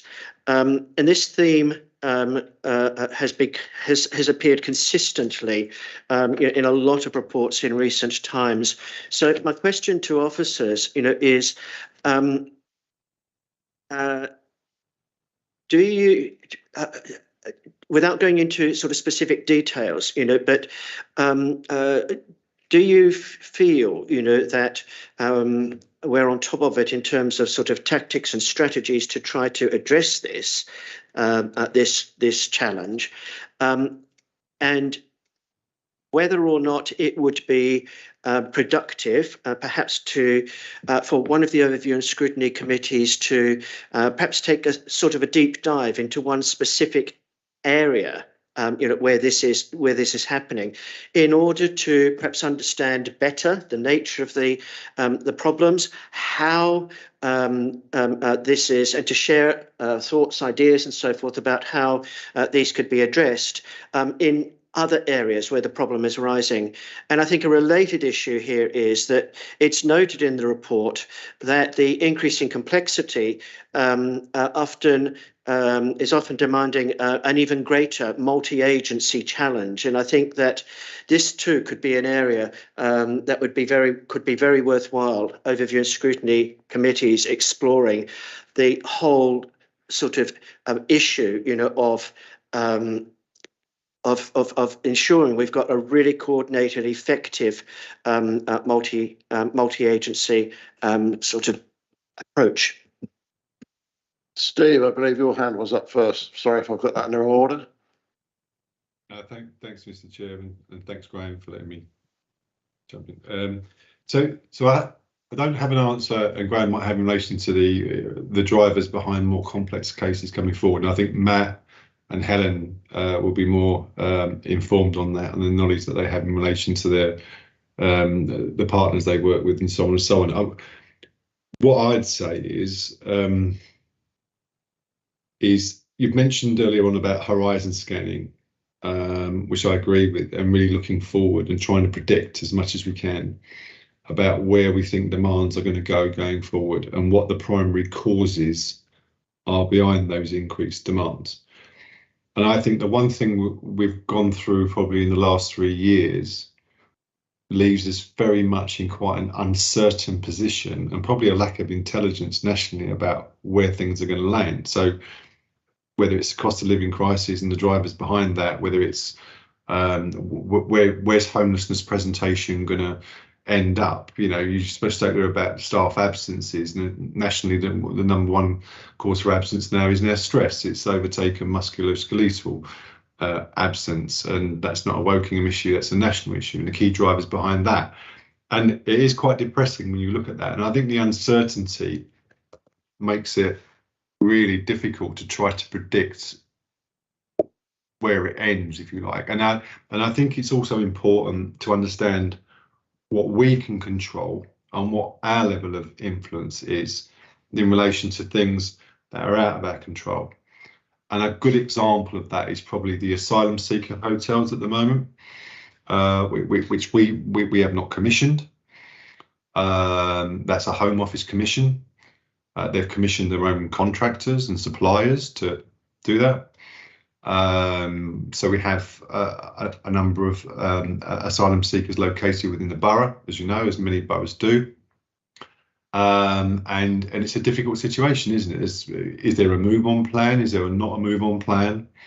At some point in time, I fully expect that many of those people currently residing in that hotel at some point will present to us for housing, for care, for all sorts of services. When, how many, I really don't know, and that's kind of out of our control. So that's just one example, I suppose, where there's this uncertainty when you look through the crystal ball, if you like, of what's going forward. So it's more, doesn't directly answer your question, Andrew, but I think it shows we are aware of the uncertainty and we're trying to future-proof as much as we can by this scenario planning that Susan mentioned earlier on. So hopefully that gives you some response in relation to that question. I don't know if Graham, you can add to that or build on that. So thanks, Steve. Graham? Well, first of all, I'll pick up on Steve's theme of complex systems. I think it's fair to say, I mean, I know I'm only a young man and haven't been around that long, but in that time, if you think about the education system and that all schools were run by local authorities.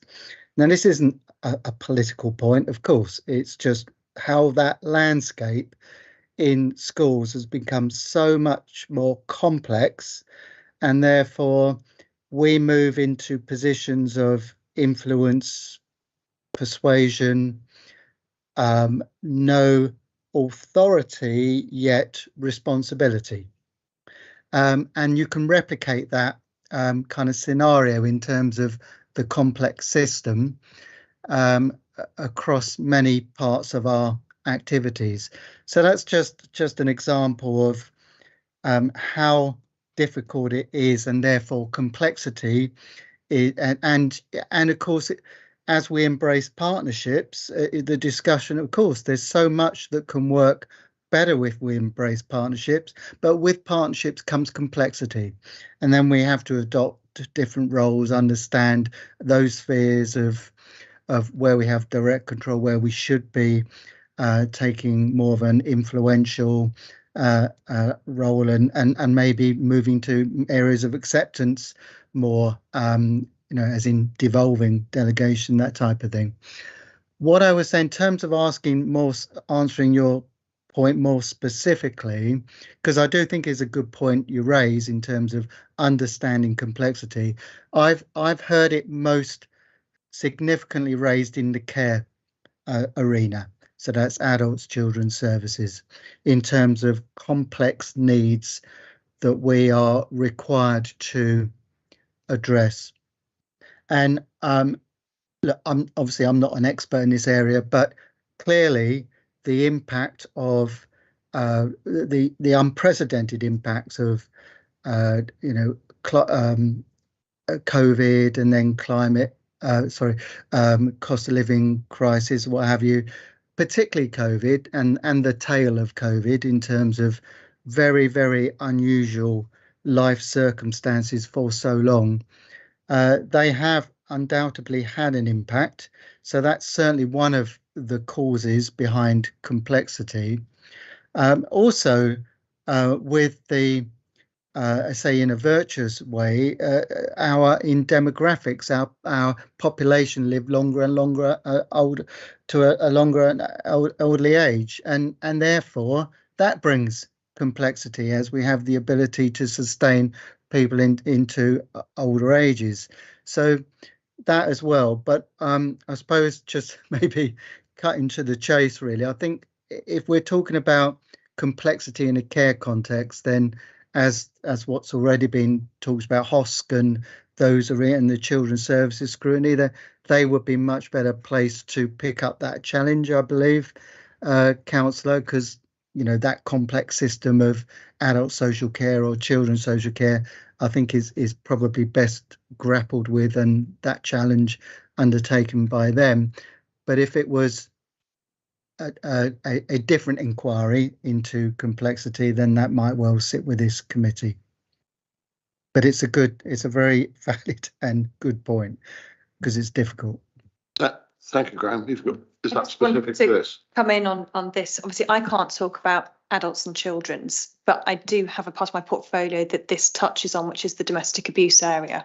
And we are seeing obviously not just increases in domestic abuse cases, but the intersectionalities that are involved there and the complexity around that. So, we're not just talking about people who are escaping domestic abuse. For many of them, there are challenges with finances. We've got challenges where some families might have children, large families, children with SEND. We've also got status to remain in this country being an issue as well, and it's another complexity added to all of this.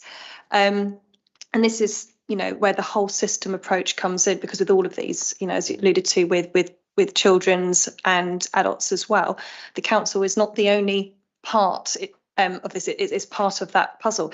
And this goes back to the importance of effective partnership working to make that whole system approach work, so that whoever victims or people through the care system or through the children's services system, and whatever part they are dealing with and contacting with, it's seamless.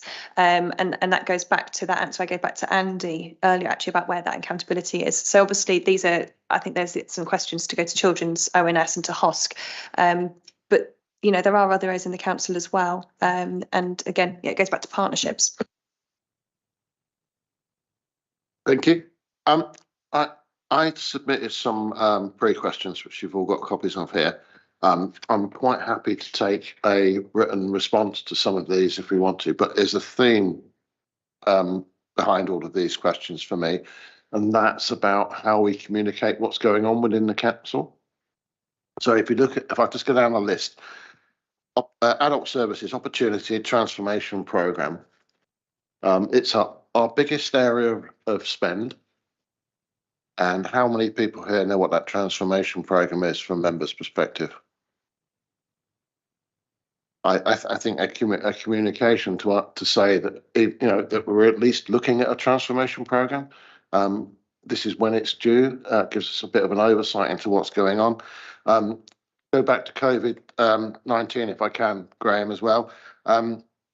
We refer to COVID-19 as having a big impact, but there's nowhere that I can find that actually says what that impact is, what it's ongoing, and what mitigations we're taking against it. Again, recruitment and retention is deemed as a challenge. Again, communication to the types of things we're looking at. Now, I know some of these are timed and they can't be released early, but I think for all members, not just overview and scrutiny, an understanding of what the opportunities from Children's Services, the Equality Forum are. I have no idea what the Equality Forum is as a member, yet alone what the opportunities are. If it's an opportunity that's worth putting into the KPI report, then it's worth communicating in some form. And just go down again, a new HR structure. It'd be good to understand what, if we're looking at restructuring HR, what we're trying to achieve, what the objectives are. I understand, go back to what I said, I understand some of these are sensitive and can't be timed out. But I think as a general view, it would help members if these big issues are communicated. I'm not on about big communications and big lots of effort into communications, but at least an overview so people understand what's coming. You've got a great LABC award for Bluebell Way in Thatcham, an award for the council. Great. What are the lessons learned? How are we going to take those lessons forward? How do members understand what they are and what we contributed? It's a good news story, but we're not getting it there. So I'm quite happy if anybody wants to answer any of these specific questions, but the whole point of raising them in this way was, I think there's a gap in communication that we could perhaps look to see. Shall I come back on that? So it's about how we think about the existing groups that look at and that those groups that include councillors that look at these matters that you've articulated, and how we communicate with the wider group of councillors at the same time. So some of the things that you talked about in terms of new structure around HR, for example, those things, and staffing and recruitment will be talked about at personnel board. Similarly, that there's a subgroup around recruitment for around the recruitment of social workers that I know a number of councillors sit on. It's about how we get the messages out more broadly, as you're saying, Chair. So we just need to think about that so that also we're not just sending out loads of information that's difficult to absorb as well.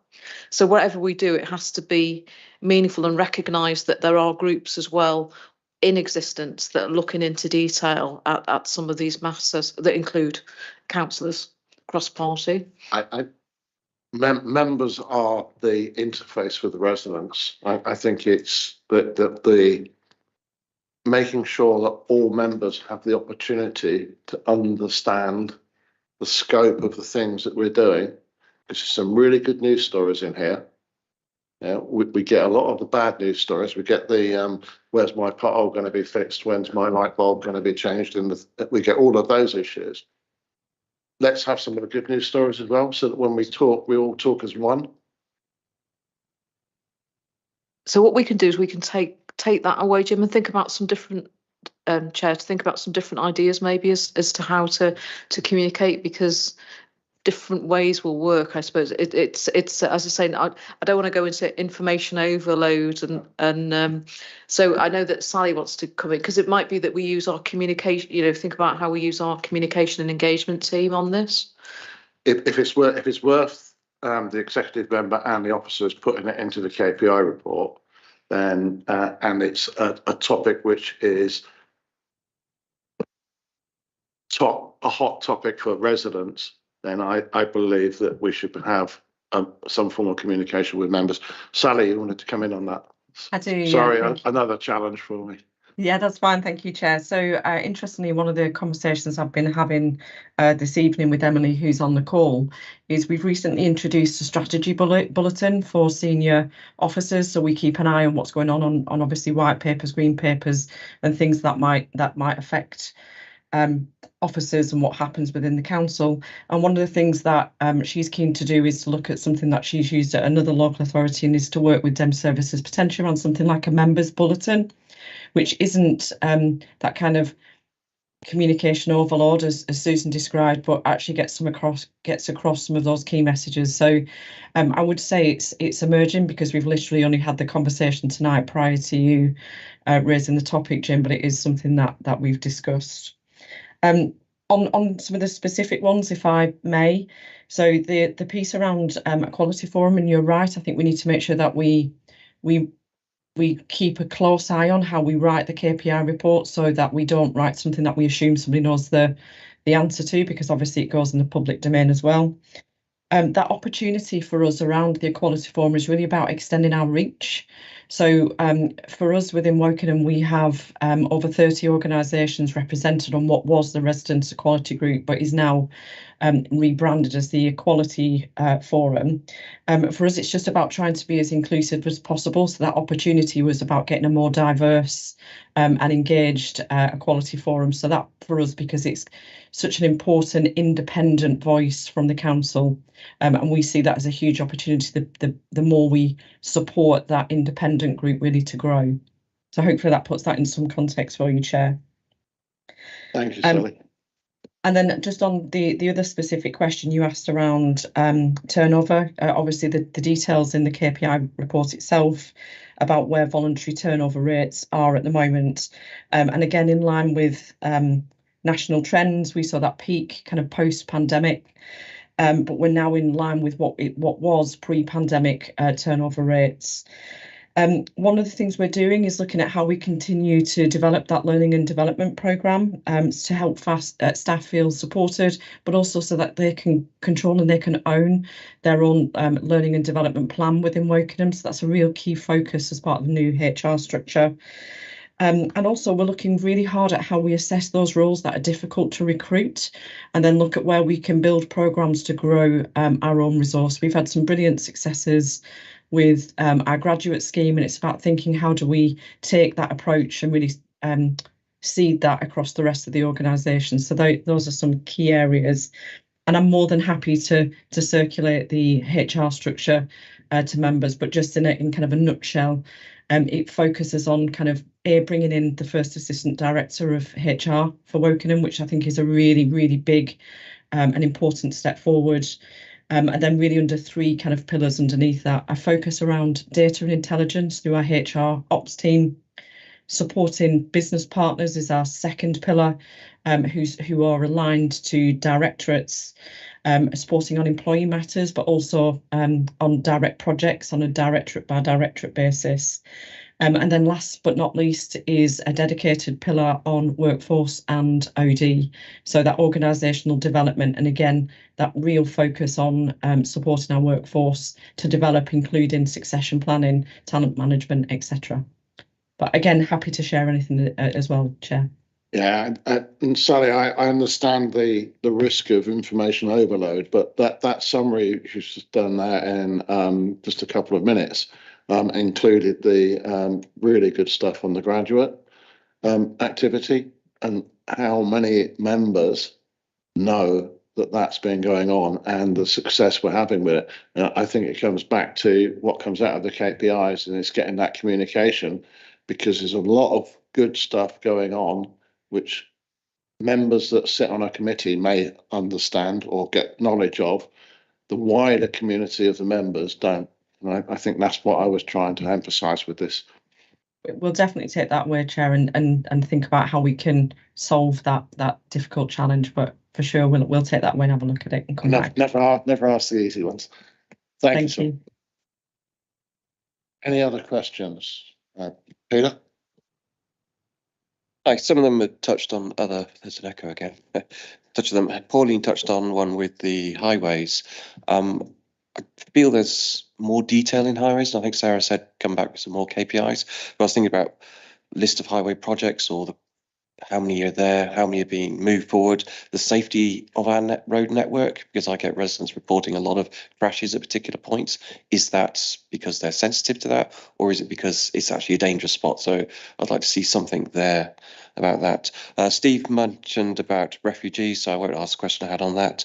And touching on one Andrew pointed out with respect to trends, I do note on page 38, percentage of children in care 20 miles away from their home. That's actually right on the border of the KPI, so 22%, and it's at 22% and has a steep incline. So that to me would actually be a not green. I just wanted, maybe not for this forum, but some analysis of that trend, because that one does actually concern me, because I expect there's associated costs with that. Steve, do you want to come back on that? I missed what indicator that was, Chair. What one was that? That's CS3 on page 38. Yeah, I can't Steve, comment on the children's one. yeah, I can come back on that, but if you want to come back on the place and growth stuff. Yeah, I think, and they're fair points, Peter, and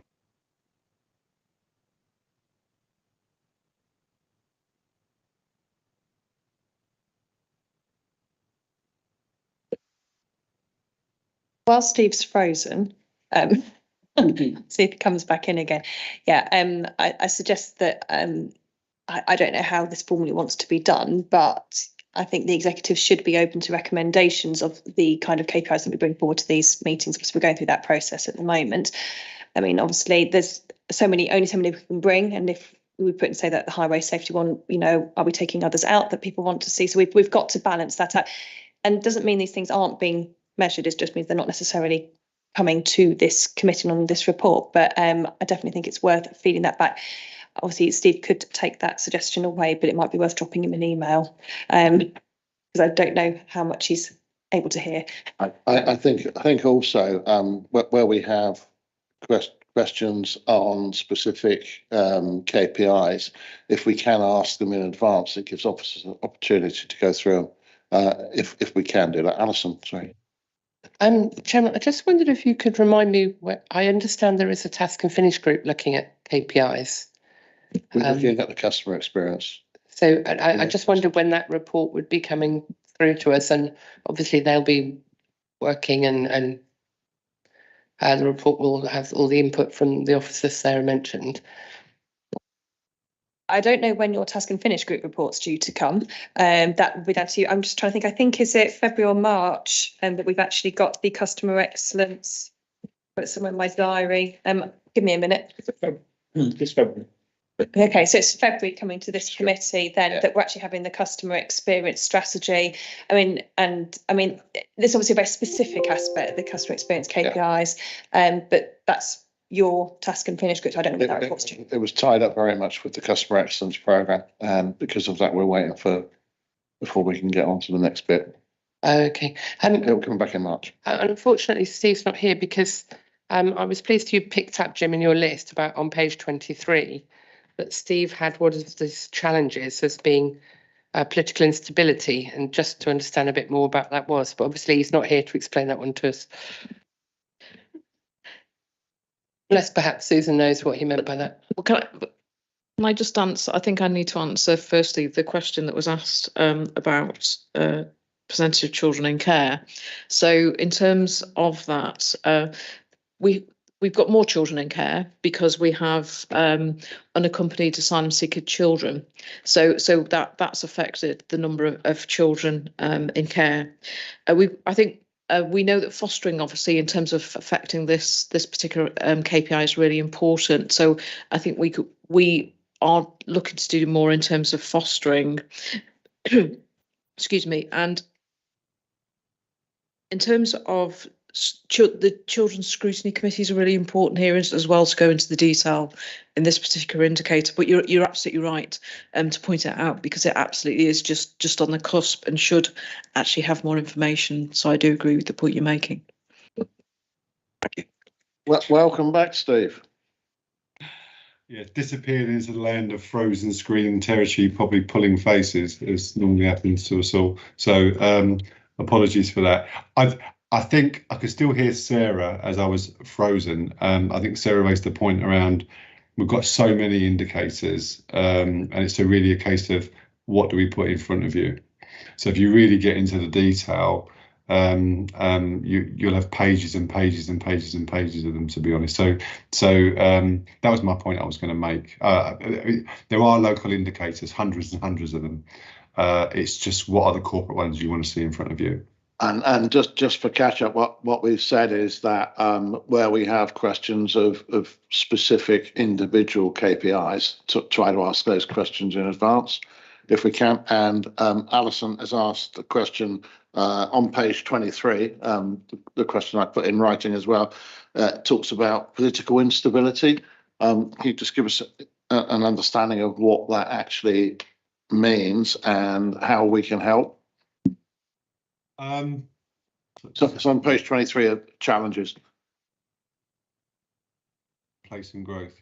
Sorry, just let me, because my documents all went down when that all went out. So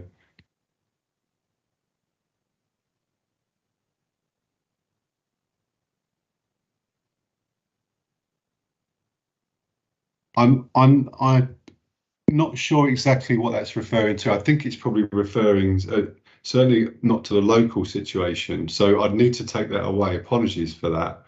I need to come back to you on that one, Chair and Alison. I think it was I think it was national. I think it was a national situation where obviously there was a lot of uncertainty in the constant churn, and for a period of time last year, we had a lack of national policy and decision making coming out. But we mentioned earlier on about funding of buses and all these sorts of things. Well, the void of national policy and decision making does create a sort of stymied situation where you can't make these decisions. So I do believe it's that's what it referred to. If you could just clarify, that would be good. Thank you. Are there any other questions or any other comments people want to make? In that case, once again, officers, thank you very much, and executive members, thank you very much. Welcome to stay if you wish. Thanks, everyone.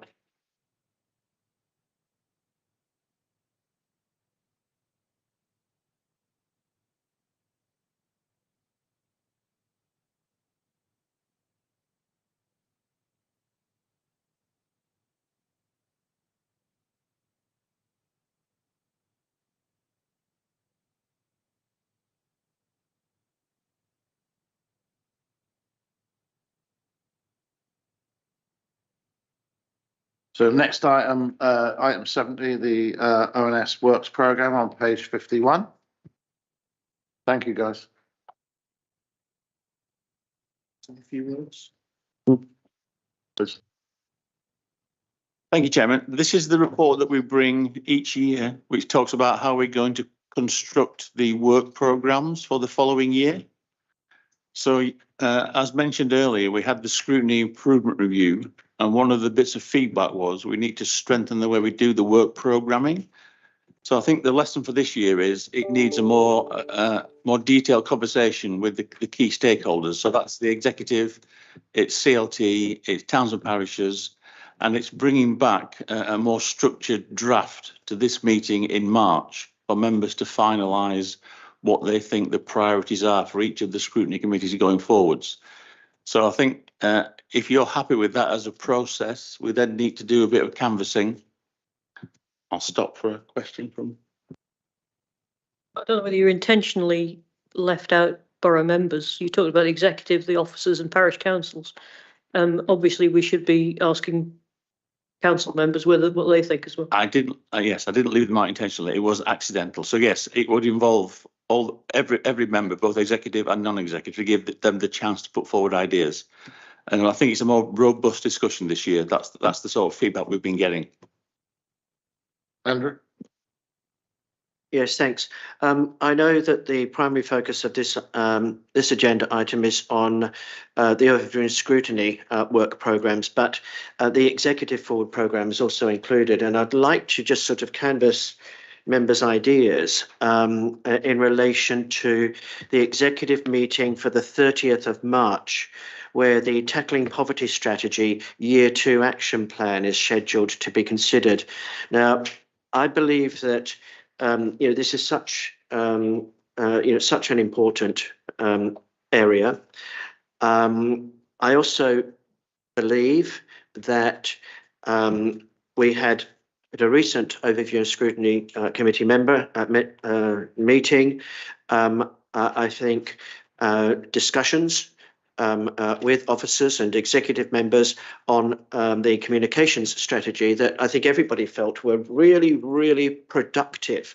And so what I'm interested, in hearing from other members is whether or not, if time, process and so forth allowed, whether we might whether the Tackling Poverty Year 2 Action Plan could go to an overview and scrutiny committee, not necessarily this one, although it might be, to have input into it before it goes to the executive.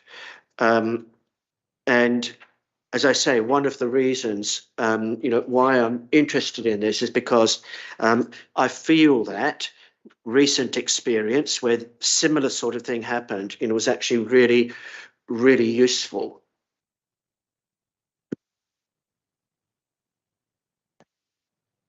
Yeah, I guess my one question on that would be, if it does come before one of the scrutiny committees, will it be, is there enough time for that scrutiny to make a difference to what's actually in the report? There's no point looking at stuff just because we feel nice about it. We need to be leaving enough time between scrutiny and the final report being written. So that would be my one question on that. And it might be better that actually we program it for a proper examination of whatever they're doing in the summer or in the autumn before the policy is actually written. Can I just quickly respond to that? You're absolutely right, Andy. And I think if people believe that it was worth investigating, timing could be the deal breaker. If it was to come to this overview and scrutiny management committee, then that would need to happen on the 22nd of February. And of course, then there'd need to be some sort of working document available at least a week beforehand, to go to the to the meeting. It might be that if it went to a different overview and scrutiny committee, that there might be a little more time allowed for this. But I just like the idea, particularly with a topic such as this, of having the opportunity to have some input from albeit a small subset of members into this working document. Just in response to that, happy to pick that up outside the meeting and see if we can find a suitable date for that to come to scrutiny. All I was going to say was it's important it goes to the right committee. So I'd bring it here actually, because I think it covers all the committees, not just one. I mean, the only other place you could put it is community and corporate, but I think community and corporate's got enough to do in February, never mind doing that as well. So I think here would be the right place to take it. Norman? We're done on that, and I really wanted to go back to what Neil was saying initially, is more robust discussions with all these people that could input to what we do in scrutiny. I just wonder how we actually go about having a more robust discussion with town and parish councils, for example, or wider group of members. I mean, members have tended to feed in, some members have tended to feed in things, but it's wider than the members, how we get members of the public and towns and parishes and the voluntary sector and that more engaged in this. Don't know if you got a proposal as to how we do that, but to have a robust discussion, somebody's got to be tasked with having that discussion and know what they're going to say. Just on the towns and parishes, as an example, as mentioned earlier, Stephen Conway is leading on a piece of work there about improving partnership working.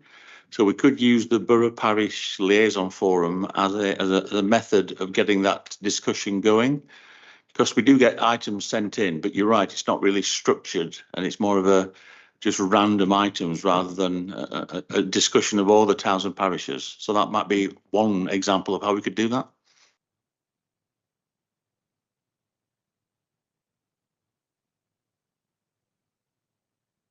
Just thinking about the structure and the forward looking, I think one of the things we don't have is a sense of what's, I guess, horizon. We don't have a horizon scan.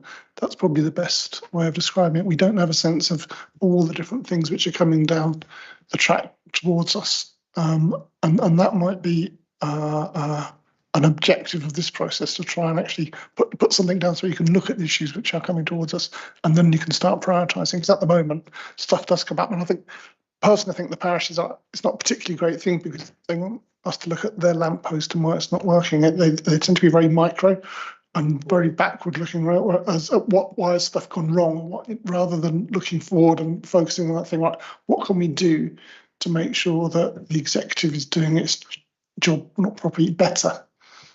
And that's actually even for members who've been on scrutiny for several years or many years in some cases, keeping people focused on that is actually really quite hard. And I think as soon as the more open you make it and the more non-specialised the input, the less valuable will be the contributions that we get back. We've been having a number of conversations about how we improve overview and scrutiny, and one of those conversations is how do we get earlier sight of these activities? How do members get a sight of these early as well as just overview and scrutiny? There's a few things being considered at this moment in time, and I hope to bring back some of the results of those conversations at the next overview and scrutiny meeting. Alison. Just wanted to ask a question, really. Having read the paper, Neil, very well written. Thank you for pulling it all together. So, would the consultation that's open, with the public and etc., and we're going to drive it through social media and the council website, would that run through till March, or is that just running for 5 weeks till February? Are we launching that, tomorrow? If members are happy, we'll start after this meeting, and then we could do a quick update on how we're getting on at the February meeting, and then bring sort of the draft of the new work programmes to March. So we'll let it run until as late as possible so we can feed into the March meeting of this committee. Yeah, because we have always invited our residents to suggest matters, and some years we've had more ideas than others. So I think it's looking at how we've done that in the past and how we can do it differently. It is a difficult one to get over. So as Andy Croy said, it's trying to see the wood for the trees and make sure we're looking at the really big issues that are coming down the line and not getting dragged down into narrow local issues, which are important, but there are other ways to deal with those.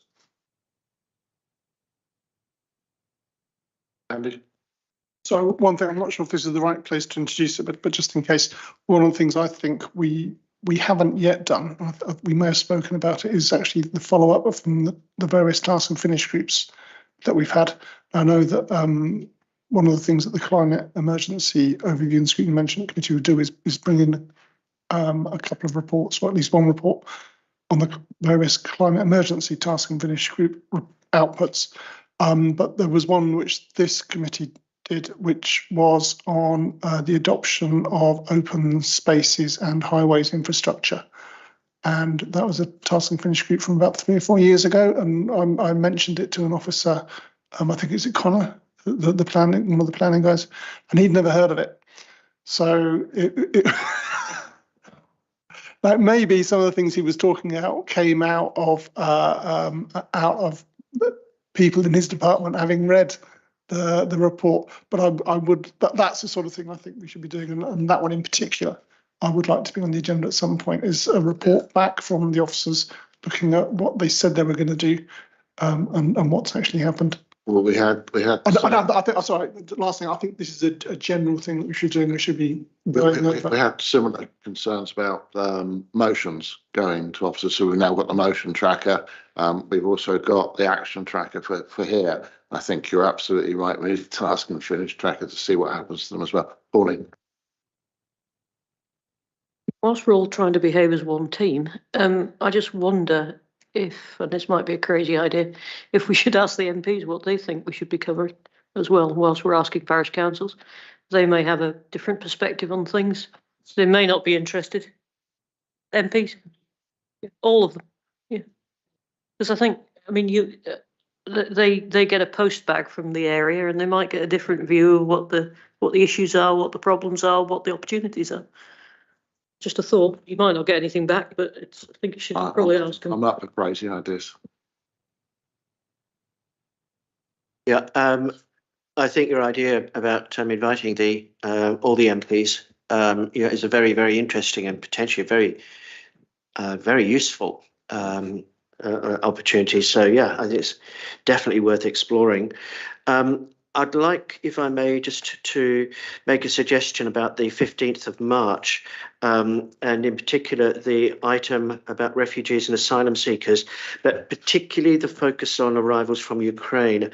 And I'm just wondering whether officers might find it helpful. Just before we move on to that, Andrew, we're still on item 70. Oh, okay. Sorry. Sorry. Is there anything else on item 70? We'll come to that one just a moment. Okay. Don't lose it. So the recommendation for item 70 is requested to agree the process and timelines. See what we can do.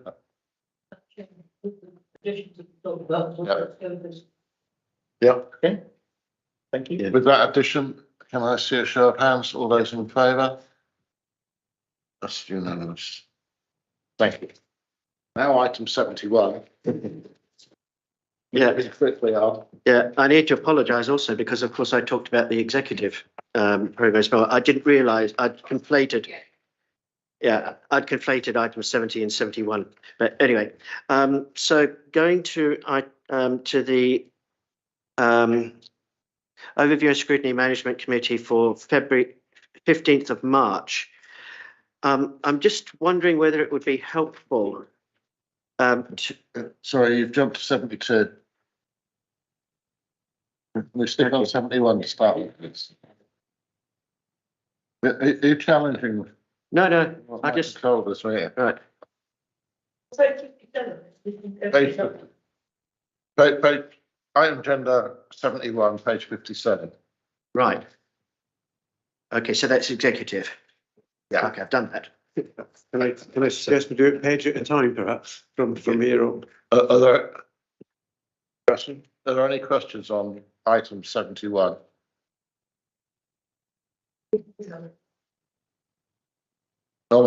I have, about the extraordinary executive meeting that was scheduled for the 9th of February about waste. I've had a communication about it, and my understanding is that that waste collection proposal is not going to be taken on the 8th of February now, and it's going to be taken at the March meeting of the executive.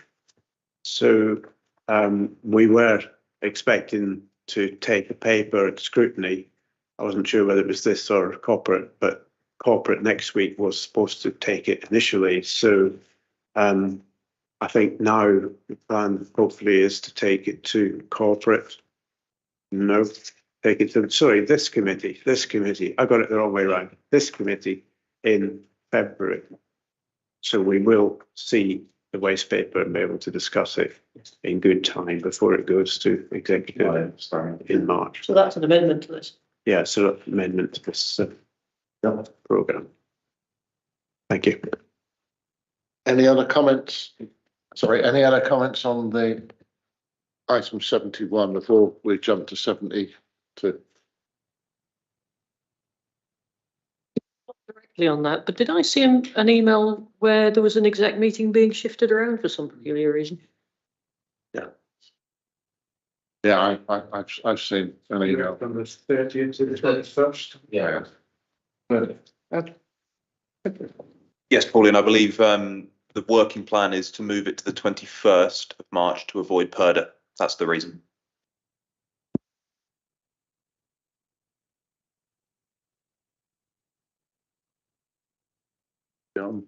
Yeah, 72. 72, which is page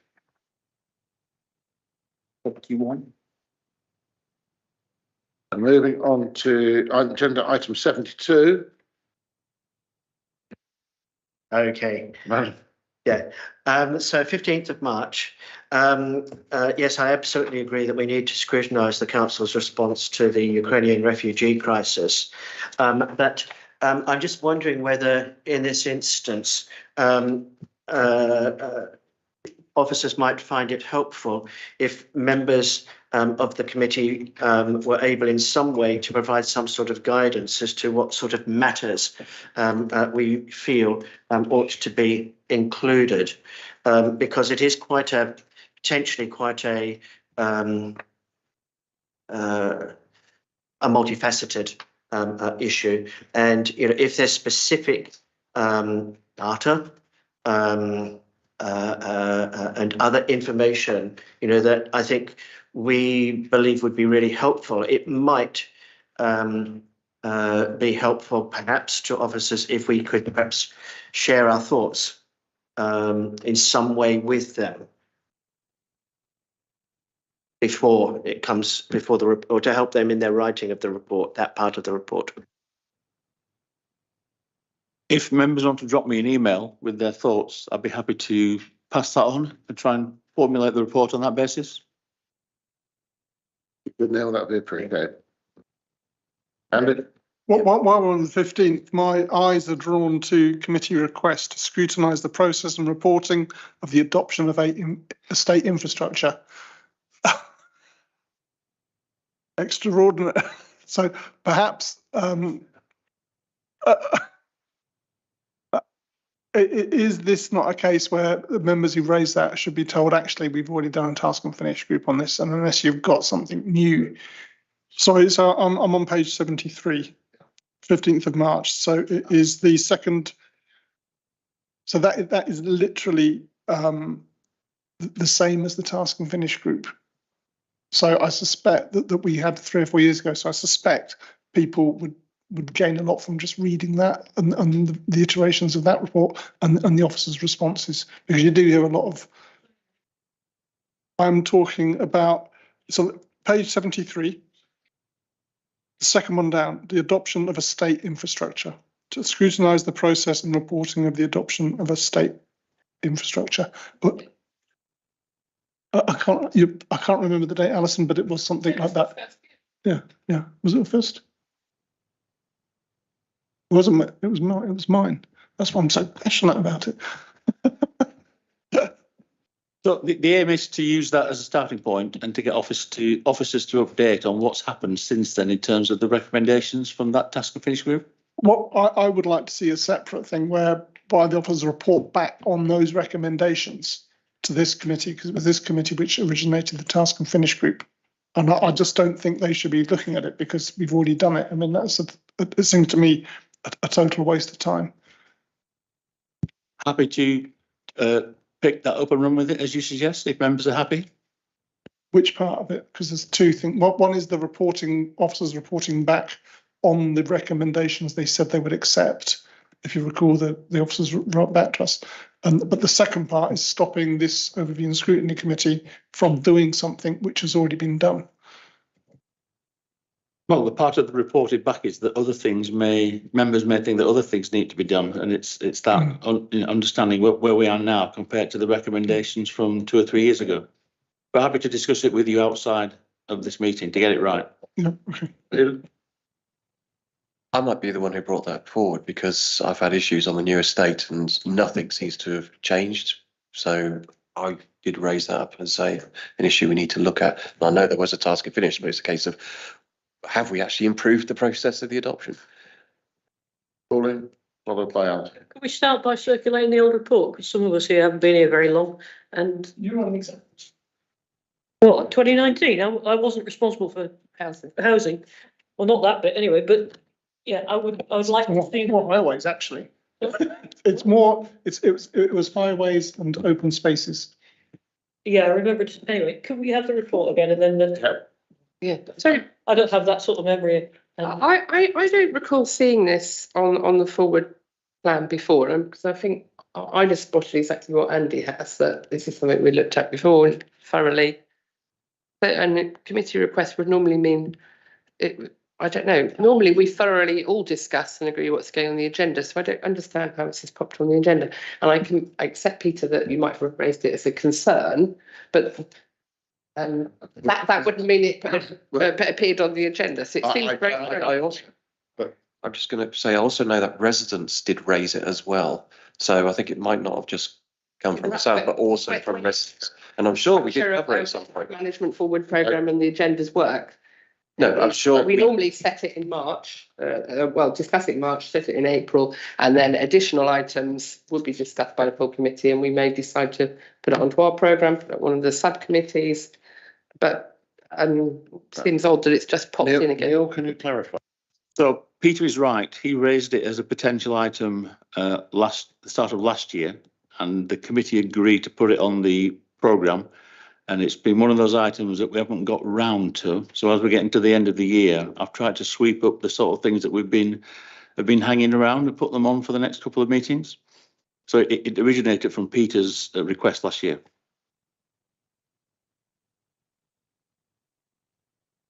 Any other? So have you read the report from a task and finish group? I haven't seen it.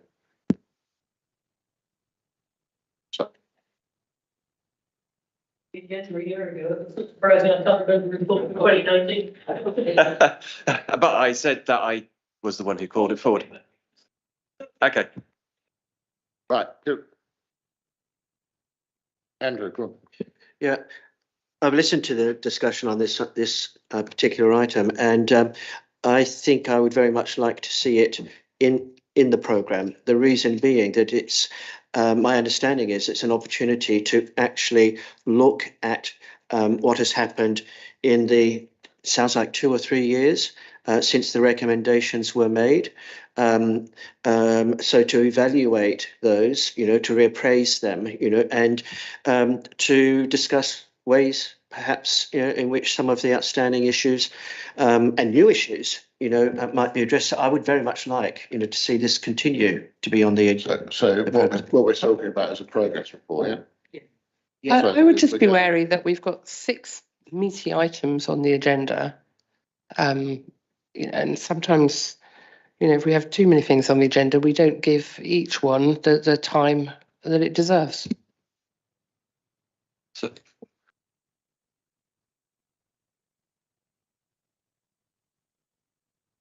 So bearing in mind Alison's comment there, is air quality one for the climate emergency one? I wouldn't have said so, no. I think climate emergency is carbon dioxide.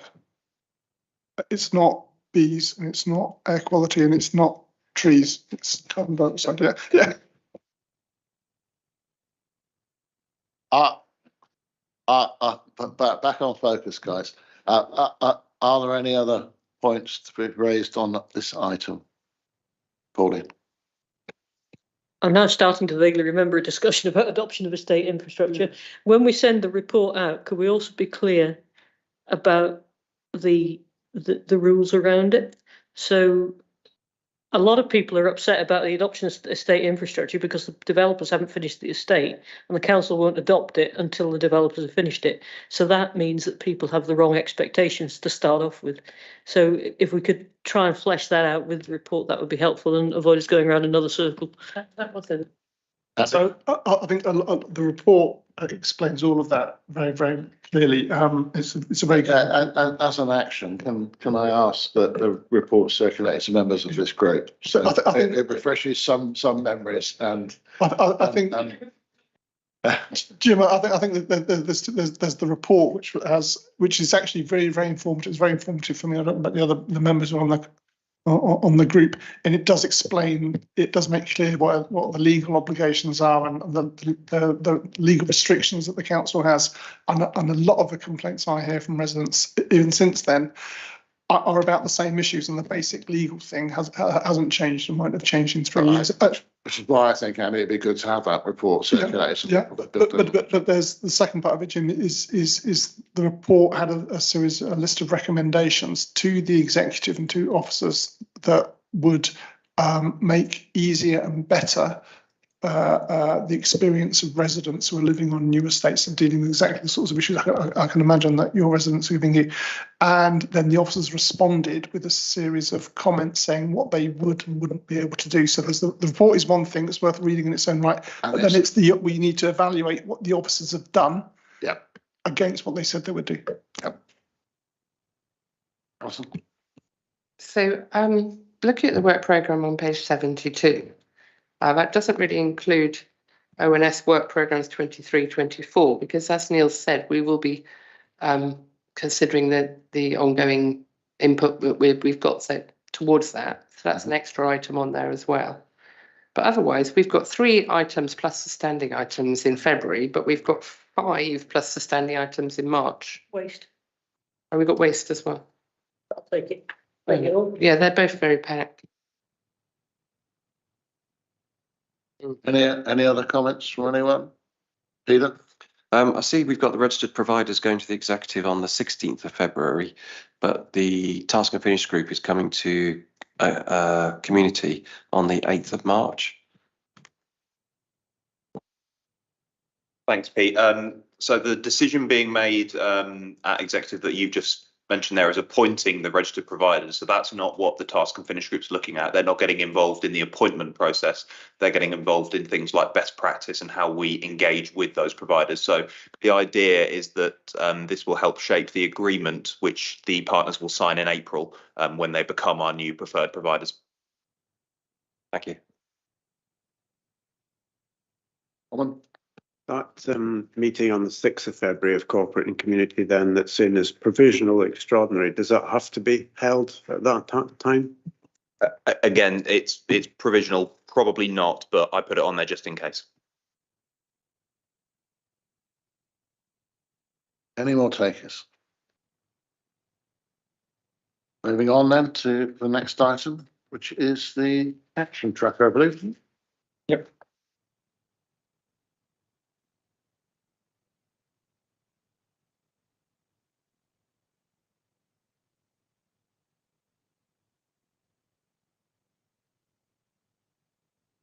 Any comments or questions, Norman? It was just a general point. I noticed there's a lot that are, say, ongoing.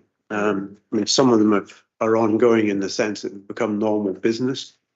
So I just wonder if we can change the designation, and ones that have effectively been dealt with by coming into agendas and things like that, we can say, you know, either completed or a different word, but a lot less adopted. Yeah, something like that. Yeah. Yeah. Thank you for that. Anything else from anyone? That's the case, I believe. We have finished. Thank you, everyone. Again, this meeting is now closed. Just as information for everyone, I'm due to have